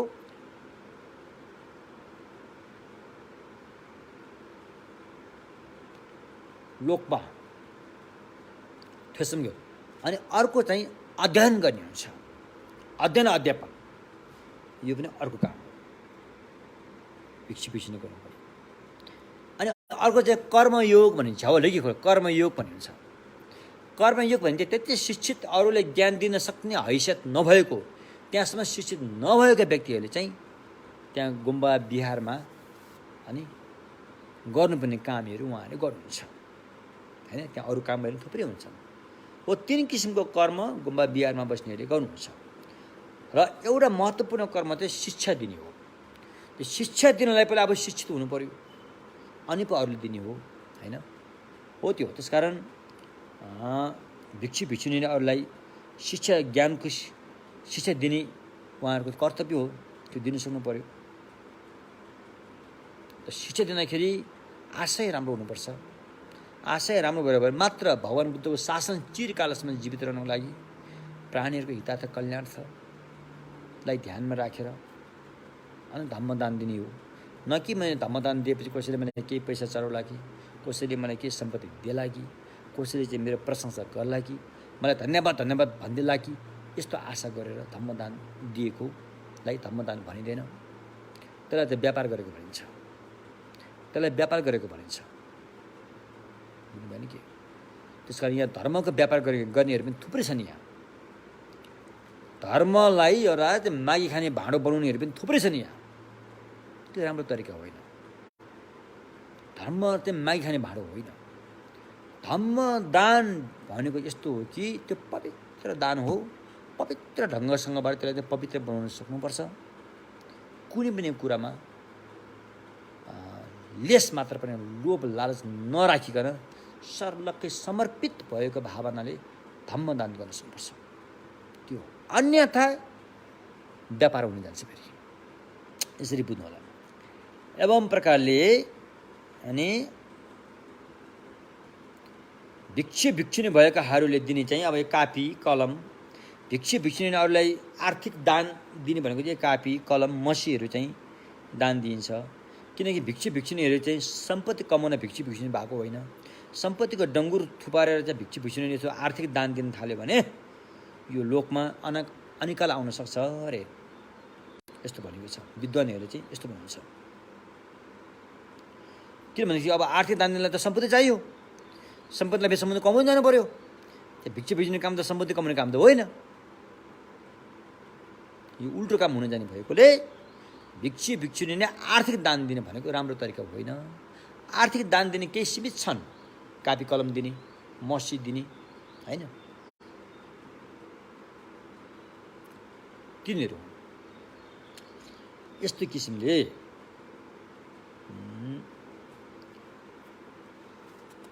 अब आफू एकदमै उत्कृष्टमा पुगेको छ, ध्यानको उच्च लेभलमा पुगेको छ, विपස්සना ज्ञान दर्शन मार्गमा पुगेको छ भने भिक्षु भिक्षुनी आफ्नो शरीर पनि दान दिन सक्छ। चाहेमा शरीरै दान पनि दिन सक्छन्। अन्त हिजो त आँखा दान दिने पनि छन्। त्यो अवस्थामा नपुग्दै नै अब आँखा अलिकति दान दिने भन्ने पनि छ होइन। शरीरको अङ्गहरू दान दिनेहरू पनि छन्। यदि अरूको हितकारी काम हुन्छ र तपाईँले त्यो दान दिनमा तपाईँको मनमा कन्जुसै आउने अवस्था छैन भने तपाईँको अङ्ग पनि दान दिन मिल्छ। तर त्यो दान दिएर मनमा कन्जुसी आइरहेछ भने फेरि दान दिनु हुँदैन। फेरि कन्जुसीले फेरि तपाईँले गरेको त्यो ठुलो कार्यमा हानि पुग्छ। फेरि तपाईँले कसैलाई मृगोलाई दान दिनु पर्थ्यो, मृगोलाई सुरुमा त आँट आयो, मृगोलाई निकालेर दिँदाखेरि चाहिँ अलिकति हेत्तेरिका नदिए पनि हुँदैछ भन्ने आयो भने त्यो त खतरा भयो। फेरि त्यसकारण निष्पक्ष भावना आएपछि मात्रै शरीरको अङ्गभङ्ग दान दिने मिल्छ। निष्पक्ष भावना भनेको करुणाको उत्कृष्ट पवित्र मायादयको भावना उत्कृष्टमा पुगेपछि मात्रै अनि दान दिन सकिन्छ अरे। त्यति बेला चाहिँ मनमा कन्जुसी आउँदैन। यदि हामीले भगवानकै जीवनकालमा हेऱ्यौँ भने पनि यसै जीवनमा भगवान शाक्यमुनिको यसै चोलामा हेर्ने हो भने पनि त अब उहाँले आर्थिक दान थुप्रै गर्नुभयो। अन्तिममा घरबाट छोडेर गएर आफ्नो लागेको जुन लुगाहरू गरगानामा सबै दान दिनुभयो। त्यसपछि अनि उहाँले चाहिँ आर्थिक दान दिनु भएन, ज्ञानको दान मात्रै दिनुभयो। एकपल्ट आर्थिक दान दिने अवसर पाउनु भएको थियो उहाँले है। सुजाता भन्नेले चढाएको खिर चढाएको कटौरा जुन चाहिँ सुनको थियो अरे, सुनले बनेको कटौरा थियो अरे, कचौरा। सुजाताले भगवान्लाई खिर चढाउँदाखेरि त्यो कचौरा समेत पनि चढाएको थियो। बोलेरै भनेको थियो उहाँले, यो कचौरा धरि मैले भगवान्लाई चढाएँ भनेको थियो। अनि भगवान्ले त्यो खिर त खानुभयो, अब त्यो कचौरा के गर्ने? त्यहाँ वरिपरि बस्ने अन्य थुप्रै तपस्वीहरू पनि त्यहाँ थिए। उनीहरूले हेरिरहेका थिए, अब यसले यो कचौरा कसले दिन्छ होला, कसले दिन्छ? अब त्यो कचौरा सुनको त यत्रो होला नि त, अब होइन, भगवान्ले खाएको अब ठुलै होला भाँडो, यो कसलाई दिन्छ होला अब भनेर त्यहाँ चियो चर्चा गरेर हेरे पनि तपस्वीहरू पनि थुप्रै थिए। अनि भगवान्ले सिधै गएर निरञ्जना नदीमा, यदि म सम्मासन भगवान् बुद्ध हुनेवाला छु भने यो कचौरा चाहिँ उल्टो बग्नेछ भनेर झ्वाम्म त्यो पानीमा फ्याँकिदिनु भयो। त्यो कचौरा विपरीततर्फ बग्न थाल्यो, नदीको धार विपरीततर्फ बग्न थाल्यो। अनि अरूहरूले भगवान्को चाहिँ खिल्ली उडाए थिए। ल हेर, यो सिद्धार्थ धन सम्पत्तिलाई हेलान गरेको हेर, यो कचौरा कुनै एउटा गरिबले दिए भने कति उसको जीवनै सुध्रिन्थ्यो नि है। अहिले पनि हाम्रो मान्छेले भन्छ नि, त्यो सुनको कचौरा कुनै एउटा गरिबले दिए भयो उसको जीवनै सुध्रिन्थ्यो नि, कहाँ खोलामा लगेर फ्याँकिदियो है तेरिका भनिदिने अरे। त्यसको उत्तरमा भगवान्ले के जवाफ दिनुभयो? उच्च व्यक्तिको धन सम्पत्ति उच्च व्यक्तिले नै प्रयोग गर्न सक्छ। उच्च व्यक्तिको धन सम्पत्ति नीच व्यक्तिले प्रयोग गर्यो भने उसलाई घाटा लाग्छ। एकछिन त राम्रो भयो जस्तो लाग्छ, अन्तमा त्यसले उसलाई ठुलो दुःख दिन्छ भन्नुभयो। अब उच्च व्यक्ति भनेको के हो भन्दाखेरि बुद्ध हुन आएको व्यक्ति, बुद्ध बोधिसत्वहरूका, बुद्ध बोधिसत्वहरूलाई दिएको सम्पत्ति त्यो उहाँले प्रयोग गरे मात्रै त्यसलाई चाहिँ त्यो पच्छ। त उहाँले दिएको सम्पत्ति पनि अर्को उहाँहरूभन्दा चाहिँ ध्यान ज्ञानमा कमजोर मानसिक भएको व्यक्तिलाई दिएर त्यसले त्यो प्रयोग गर्यो भने उसले पचाउन सक्दैन रे, उसले पचाउन सक्दैन। त्यसरी अनि उहाँलाई चाहिँ त्यो नदीमा फ्याँक्नु भयो, किन बुद्धलाई सुनको आवश्यक थिएन, अरूले दियो भने त्यो हानि हुन्थ्यो। अनि उहाँले नदीमा झम्मा फ्याँकिदिनु भयो रे। त्यसकारण अनि भगवान्ले पनि गृहस्थी जीवनमा छौँजेल आर्थिक दान दिनुभएको थियो, जीवन दान पनि दिनुभएको हो। र गृहस्थी धर्म त्यागिसकेपछि अनि उहाँले आर्थिक दानहरूको कुराहरू उहाँले दिनु भएन, मात्र धम्म दान दिनुभयो, जीवन दान। अब धम्म त वास्तवमा हो भन्यो भने धम्म दान दिएपछि जीवन दान पनि सँगसँगै आउँछ भने नै हुन्छ होइन। दुर्गतिबाट उसलाई चाहिँ जीवन दान हुन्छ होइन। अनि भगवान्को मेन दान चाहिँ उहाँले चाहिँ धम्म दान दिनुभयो। भगवान्ले चाहिँ हाम्रो यो मानव चोलामा मानव जगतमा आएर अद्भुत काम गर्नुभएको छ। उहाँले थुप्रै काम गर्नुभएको छ, एउटा काम चाहिँ अद्भुत गर्नुभएको छ, आश्चर्य गर्नुभएको। त्यो के हो? धम्मचक्र अरे। भगवान्ले धम्मचक्र गर्नुभयो, यो एउटा अद्भुत काम हो। पहिला यो संसारमा त्यस्तो धम्मचक्र कसैले पनि गरेको थिएन यो संसारमा। अहिलेको हाम्रो बुद्धको पालामा पहिलोपल्ट शाक्यमुनि भगवान्ले अनि हाम्रो मान्छेको औसत आयु 100 वर्षको उसमा धम्मचक्र गरिदिनु भयो। यो अद्भुत काम गर्नुभयो। त्यसकारण भगवान्लाई हामीले सबै साधुवाद दिनुपर्छ होइन। त्यसो भएकोले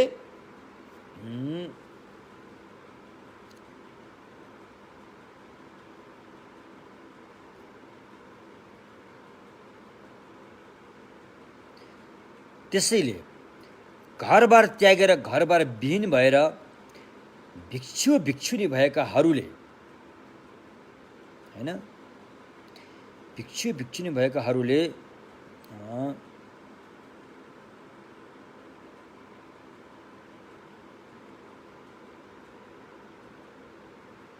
अनि धेरै धेरै धन सम्पत्ति जम्मा गरेर म अरूलाई उद्धार गर्छु यो भन्छ नि।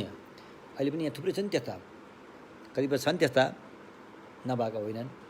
किनभने हामीले आफ्नो गल्तीलाई लुक्ने कुरा पनि हुँदैन। कतिपय भिक्षु भिक्षुनी भएर पनि व्यक्तिगत रूपमा धन सम्पत्ति डङ्गुर पार्यो भने त्यो राम्रो उचित होइन। त्यो भगवान बुद्धको वचनको विरुद्धमा गएको हुन्छ। त्यो यस्तो किसिमले अनि दान पारमिताको अभ्यासमा चाहिँ दान दिने कुरा के हो त अरे? अब गृहस्थी बुद्धिस्टहरूले गर्ने दान के हो त अरे? अहिले हामीले भिक्षुको बारेमा दान दिने कुराहरूको बारेमा चर्चा गऱ्यौँ। अब जो बुद्धिस्ट गृहस्थी छ उसको चाहिँ बालबच्चा भएको पनि हुनसक्छ। गृहस्थी बुद्धिस्ट भन्दा फेरि बिहा गरेकै हुनुपर्छ भन्ने छैन। कतिपय बुद्धिस्टहरूले भिक्षु पनि भएका हुँदैनन्, बिहा पनि गरेका हुँदैनन्। फेरि त्यसरी बस्नेहरू पनि थुप्रै हुनुहुन्छ। कतिपय बुद्धिस्टहरू फेरि बिहा भएर बसेका पनि हुन्छन्। कतिपय बुद्धिस्टहरू बिहा भएर बालबच्चा भएका पनि हुन्छन्। र त्यस्ता गृहस्थी बुद्धिस्टहरूले चाहिँ दिने दान चाहिँ के हो त अरे? गृहस्थी बुद्धिस्टहरूले दिने दान चाहिँ अनि सबभन्दा पहिला गृहस्थी बुद्धिस्टहरूले दान दिने तरिका कसरी अपनाउनु हुन्छ, दान दिने उपाय के हो भन्ने कुरा बुझ्नु पर्यो। दान दिने तरिका गृहस्थी बुद्धिस्टहरूले दान दिँदाखेरि सबभन्दा पहिला कन्जुसी त हामीसँग छ, पहिलेदेखि छ।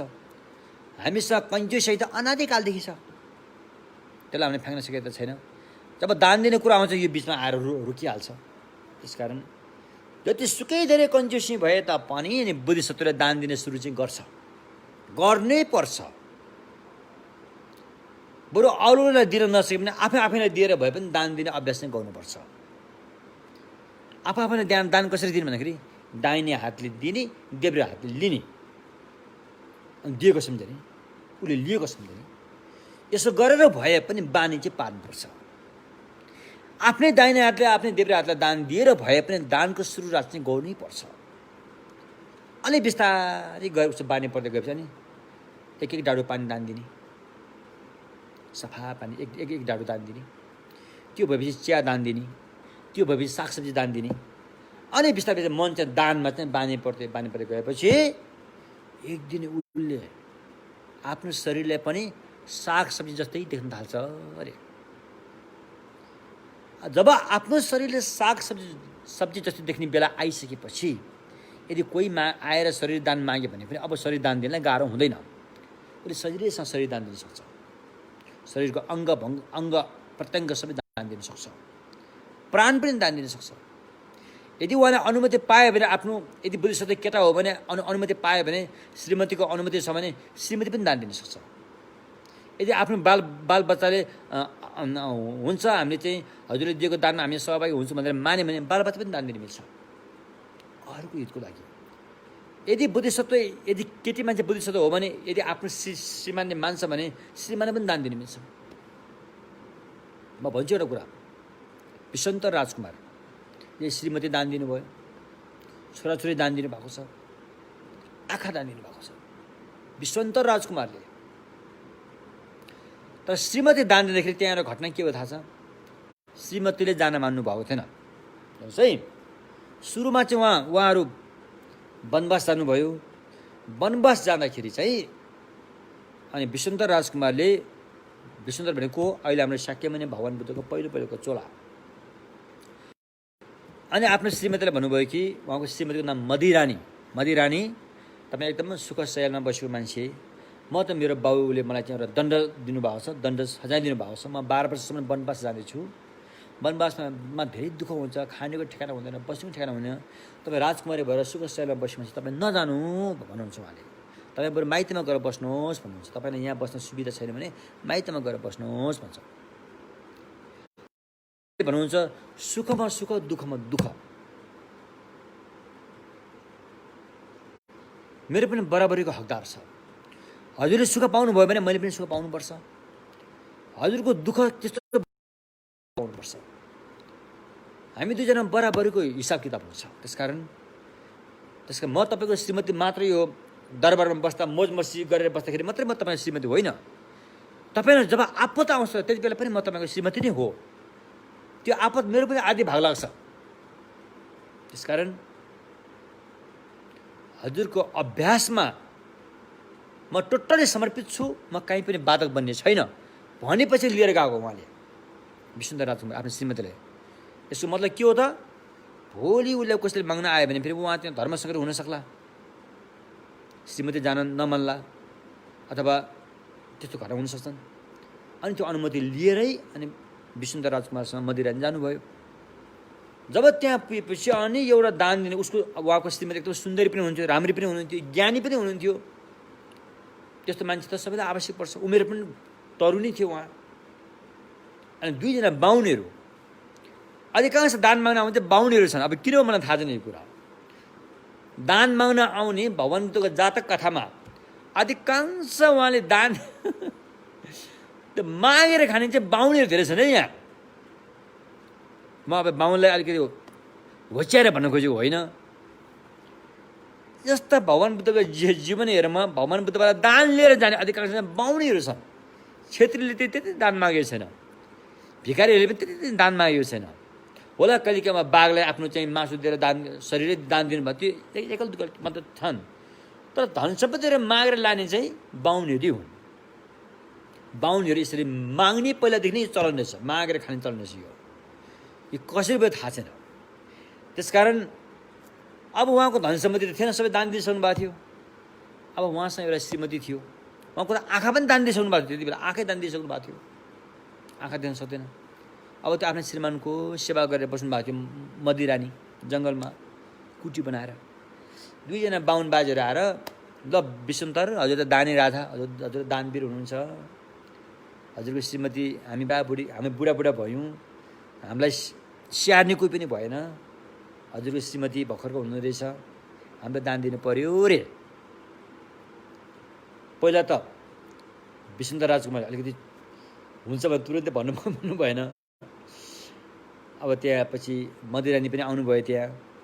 अनि यो कुरा भएपछि मदिरानीले तुरुन्तै उहाँको हात समाउनु भयो। विष्णुदत्त राजकुमार हात, यो यसो हुँदैन भन्नुभयो, हजुरले मलाई दान दिने मिल्दैन भन्नुभयो। अनि विष्णुदत्त भन्नुहुन्छ, हेर मदी, मैले तपाईँलाई पहिल्यै भनेको हो कि परिस्थिति कुनै पनि बेला जे पनि आउन सक्छ। म त मुटु मागे त दान दिने मान्छे। यदि कोही आएर बेला मुटु माग्छ भने म अहिले दान दिन सक्छु भनेपछि अरू कुरा त त्यो भन्नै के पर्यो। होइन राजकुमार, म आफूलाई डराएर आफूलाई समस्या परेर म जान नमानेकी होइन। यति बेला हजुरको आँखा छैन, हजुरको चाहिँ सेवा गर्ने एउटा मान्छेको आवश्यक छ यहाँ। त्यसैले यति बेला म हजुरलाई छोड्न सक्दिनँ भन्नुहुन्छ। हजुरको सेवा गर्न आवश्यक छ, मेरो आवश्यक छैन भन्नुहुन्छ।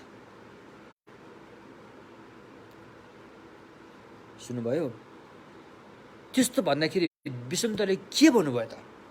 मदिरानी, यदि तपाईँलाई मेरो सेवा गर्न आवश्यक भएर ठान्नुहुन्छ भने यो दुईजना यो दुःखी बाहुनी बाजेहरू छन्, यिनीहरूलाई सेवा गर्ने कोही छैनन्, यिनीहरूको सेवा गरेको त्यो पनि मेरै सेवा हो भन्नु भन्नुहोस्। ल हेर्नुहोस् ल, बोधिसत्व, महासत्व, महाकारुणिक भन्ने शब्दको अर्थ यस्तो रहेछ। ती बुढा बाहुनीहरूको त्यो दुईजना जुन त्यो कुप्रो भएर आएको होइन, हारसाला मात्र छ, केही छैन तिनीहरूको। त्यस्तो बाहुनीहरूलाई तिमीले सेवा गर, त्यसैले मेरो सेवा भनेर म भन्ठान्छु, तिमीले पनि त्यही भन्ठान्नु भनेर दान दिनुहुन्छ मदिरानीलाई। अनि त्यो बाहुन बाजेहरू लिएर जान्छन्। यस्तो घटनाहरू छ। त्यसो भएकोले भगवानको यो भगवान बुद्धको यो दान पारमिताको कुरा गऱ्यो भने हामी त यो अब के भन्ने, अब उज्यालो घामको ज्योतिको अगाडि र जुन क्रिया आएर कुरा गरे जस्तो हुन्छ। हाम्रो शब्द त्यहाँसम्म पुग्न सक्दैन। भगवानले भगवान बन्धु भन्दा पहिला कति दानको अभ्यास गर्नुभयो, के दान दिनुभयो उहाँले, कुनै लेखा जोखा छैन। त्यो हाम्रो लागि गर्नुभयो उहाँले, भगवानले। हामी जस्तो अज्ञानी पीडाले पीडित मूर्ख अरू कुनै पनि बुद्धले पनि हामीलाई तहलाउन सकेन। यस्ता मूर्खहरूलाई तहलाउनलाई भगवानले यति मेहनत गरेर, यति परिश्रम गरेर अनि उहाँले बुद्धत्व प्राप्त गर्नुभएको। त्यसकारण अन्य जो भगवान भन्छन्, नाम लिएको छन्, भगवानको दर्जा लिएका छन्, अन्य जो भने उनीहरू भगवानको एउटा रौँको छेउमा पनि आउन सक्दैन। त्यो मैले बुद्धलाई प्रशंसा गर्न खोजेको होइन, सच्चाइ बताउन खोजेको। हामीले त बुद्ध भेट्न पनि पाएनौँ, हाम्रो कर्ममा केही खोट थियो। भगवान बुद्धको शासनलाई त भेटियो, भगवानलाई भेट्न पाइएन। जिउँदो भगवान हामीले भेट्न पाइएन, भगवानको जिउँदो शरीरलाई भेट्न पाएन भनौँ न एक किसिमले। अन्य देवी देवता पनि हामीले भेट्न पाएका छैनौँ। तर उहाँहरूको जीवनी पौराणिक कथाहरू सुन्दाखेरि त्यो त सुन्न पाइन्छ नि त, अहिले अक्षरमा पनि पढ्न पनि पाइन्छ। भगवानको जीवनको घटनाहरू पढ्दाखेरि भगवानको अगाडि ती व्यक्तिहरू घामको अगाडि जुन किरी जस्तो पनि देखिँदैन। यदि उहाँहरूले पनि भगवान जस्तै गरिदिएको हो भने हामी उहाँहरू पनि शरणमा जान मिल्छ। यो व्यक्तिको हिसाबले होइन, यो सद्गुणको हिसाबले हो। शरणमा जाने भने सद्गुणको हिसाबले जाने हो, व्यक्तिको हिसाबले होइन। यदि यो सद्गुण आउने अभ्यास जो कोहीले पनि गरोस्, ऊ भगवान बन्न सक्छ, त्यो अवस्थामा पुग्न सक्छ। त्यसो भएकोले यो दानको चाहिँ अत्याधिक, यो दान अभ्यास गर्ने भनेको यो धर्ममा लानुपर्छ भन्ने छैन, अधर्मीहरूले पनि दान गर्ने छ। दान यस्तो चिज हो सबैले स्वीकारेको विश्वव्यापी अभ्यास हो। यो नास्तिकले पनि यसलाई राम्रो हो भनेर स्वीकारेको छ, आस्तिकले पनि यसलाई राम्रो हो भनेर स्वीकारेको छ, र पट मूर्खले पनि दान दिएको चाहिँ खराब भनेर भन्दैन, उसले राम्रो हो भनेर उसले मान्छ। भले उसले उसको मुखले भन्नै नसके पनि हे दान दिएको त राम्रो हो भन्ठान्छ नि उसले। यदि हामी सबै धर्म, जति पनि अहिले विश्वमा धर्म भनेर नाम लिएर बसेका छौँ, हामी सबै एकजुट भएर चाहिँ एक आपसमा सद्भावनाको सुरुवात कहाँबाट गऱ्यो भने यो दानको अभ्यासबाट हो। दान चाहिँ सबैसँग मिल्छ, सबैसँग मिल्छ। भले अब सैद्धान्तिक कुराहरू नमिल्ला, त्यसलाई केही कुराहरू नमिल्ला, त दान गर्ने कुरामा त सबै सहमत छ। इस्लाम धर्मले पनि दानलाई जोड दिएको छ। इस्लाम धर्ममा एउटा सामान्य व्यक्तिले होटल थापेर बस्छ, होटल थापेर दिनभरि खाना बेच्छ, बेलुका रहेको बासी खाना भोलि पनि बेच्दैन उसले, त्यो कसैले दान दिन्छ उसले। यो मैले थाहा पाएको कुरा, दानमा जोड दिएको छ। अलिक पछि सबभन्दा कान्छो धर्म भनौँ न, सिख धर्म, पन्जाबीहरूको धर्म, दानको महत्त्व अद्भुत छ त्यहाँ। उहाँहरूको चाहिँ जुन गुरुद्वार भनिन्छ, हर हमेसा खाना तयार, सफा खाना, ताजा खाना, सित्तै मात्र तपाईँले टाउकोमा एउटा रुमाल बाँध्यो भने पुग्यो, तपाईँले टन्न खाना खान आउँछु 24 घन्टा। त्यो पैसा कहाँबाट आयो? दानबाट आएको। त्यो दान दिने मान्छे सबै राम्रो भन्छ नि। त्यहाँ मैले सुनेको, त्यहाँ दान दिने ठाउँ दुईवटा हुन्छ अरे। एउटा चाहिँ सच्चाइको कमाइबाट आएको सम्पत्ति हाल्ने ठाउँ एउटा हुन्छ अरे, एउटा चाहिँ 2 नम्बरे धन्दाबाट आएको पनि हुन्छ अरे, धेरै आएको हुन्छ अरे। 2 नम्बरे धन्दाबाट आएको चाहिँ बढी आउँछ अरे त्यहाँ फेरि पैसा, दान दिने पैसा है। त्यस कारण त्यो 2 नम्बरे गर्नेहरूले पनि दान त गर्दो रहेछ नि फेरि। भले उसले 2 नम्बरे गरे तापनि उतातिर उसले दान त गर्दो रहेछ। त्यसकारण दान चाहिँ हाम्रो साझा धर्म अभ्यास हो। चाहे धर्म मानोस्, चाहे नमानोस्, चाहे जेसुकै होस्, दान गर्न सबैले मन पराउँछ। त्यसै हामीले दानको पैसा लिनुपर्छ, हरदम दानको पैसा लिनुपर्छ। यदि हामी दान गऱ्यौँ भने हामी झन् गरिब भएर जान्छौँ, झनै गरिब हुन्छ, झन् कन्जेसन झन् गरिब हुन्छ, झन् गरिब हुन्छ।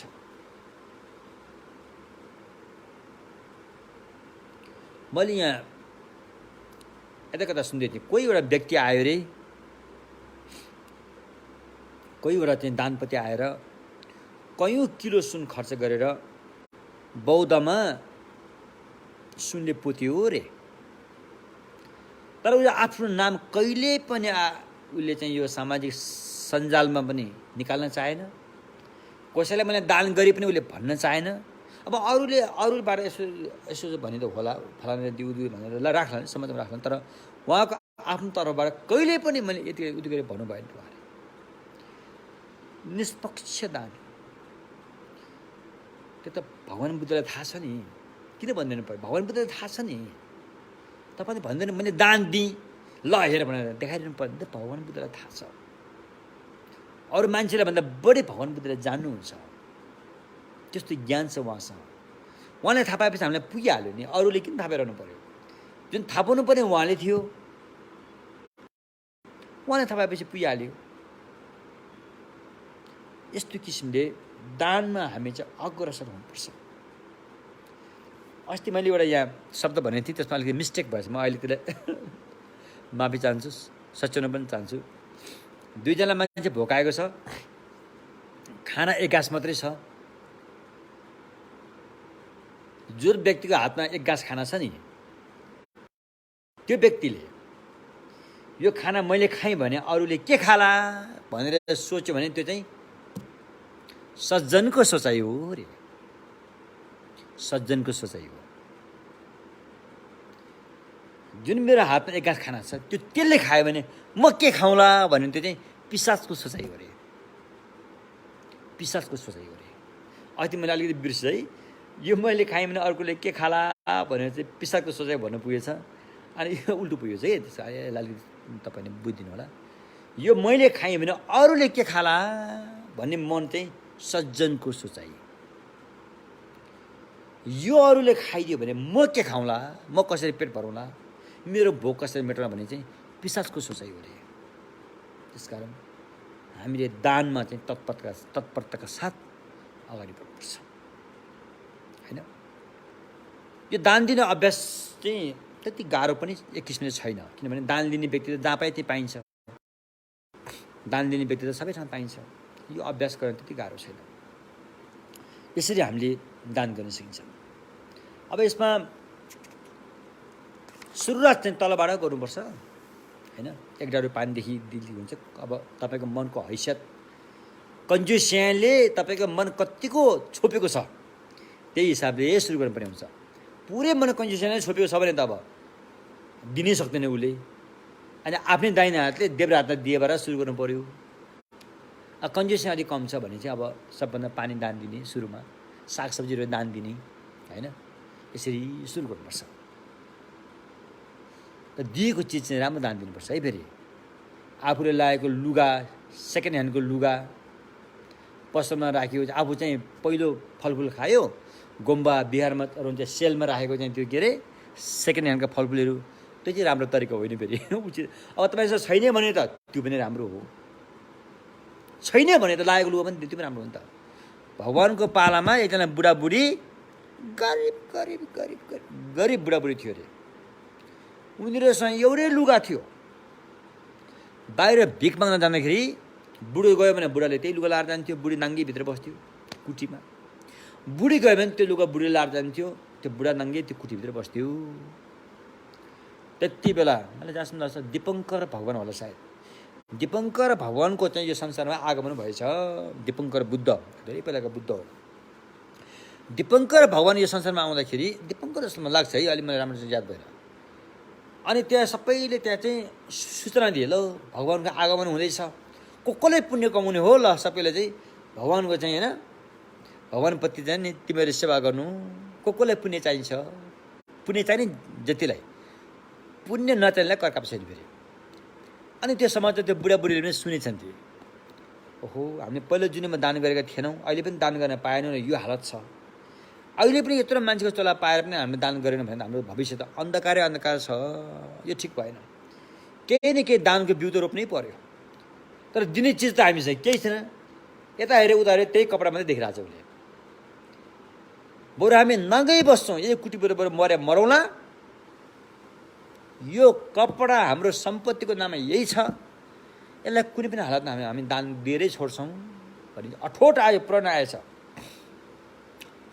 अनि भगवानका केही आफ्नो अब शिष्यहरू चाहिँ त्यो सूचना गर्न आउँदाखेरि अनि त्यो कुटीमा भएका बुढाबुढीले पनि हामी पनि दान गर्न चाहन्छौँ भन्नुभएछ अरे। तिमीले दान गर्न चाहन्छौ भने बाहिर आउनु त भन्दाखेरि हामी बाहिर आउँदैनौँ रे, किनकि हामीसँग एउटा मात्रै सम्पत्ति छ, त्यो एउटा लुगा हो। यो लुगा हामी दान गर्न चाहन्छौँ, हामी बाहिर आएपछि हामी आउन सक्दैनौँ, हामी नाङ्गे छौँ। त्यसैले यो लुगा लिएर चाहिँ भगवानसँग पुर्याइदिनु होला भनेर चाहिँ लट्ठीको टुप्पामा लुगा चाहिँ अडाएर कुटीबाट बाहिर निकालेर ती भिक्षुलाई दिन्छन्। ती भिक्षुले पनि अब त कस्तो दुर्गन्ध आयो लुगा होला है, कहिले पनि धोएको हुँदैन, बुढाबुढीले त्यही लाउने गरेका छन्। त्यो लुगा पनि लिएर गए। अब त मान्छेहरू के दान दिए होला पुण्य कमाउनलाई, भगवान्लाई।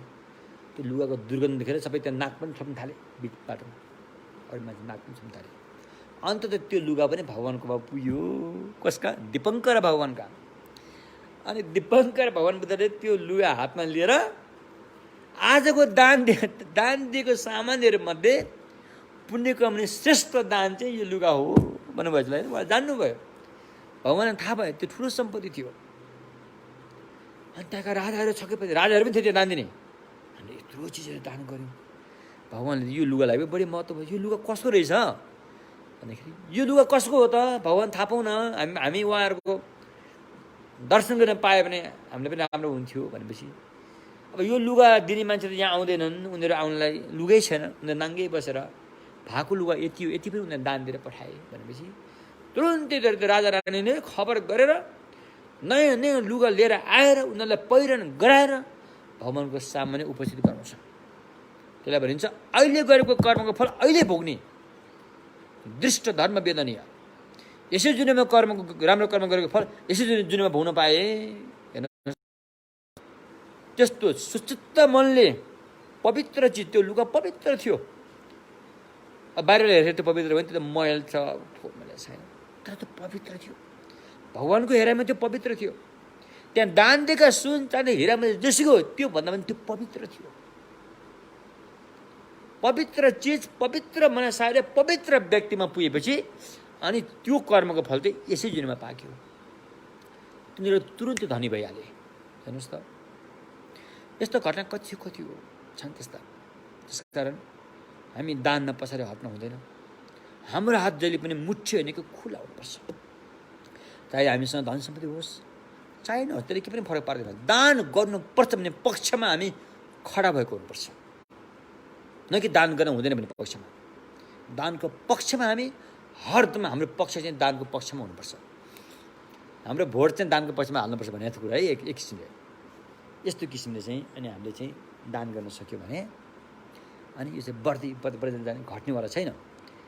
एवं प्रकारले अनि अब यहाँसम्म चाहिँ आज हामीले के कुरा गऱ्यौँ भन्दाखेरि शुद्ध दान गर्ने तरिकाको कुरा, शुद्ध दान। अब भोलिबाट चाहिँ अशुद्ध दान गर्न नहुने दान अशुद्ध दान चाहिँ के छन् त भन्ने बारेमा चाहिँ भोलिबाट सुरु हुन्छ। अशुद्ध दान कुराहरू आउँछन् होइन। आज मैले तपाईँले विष्णु राजकुमारको थोरै घटना छोएको, यो घटना धेरै लामो छ। यो विष्णु राजकुमारको घटना धेरै लामो छ।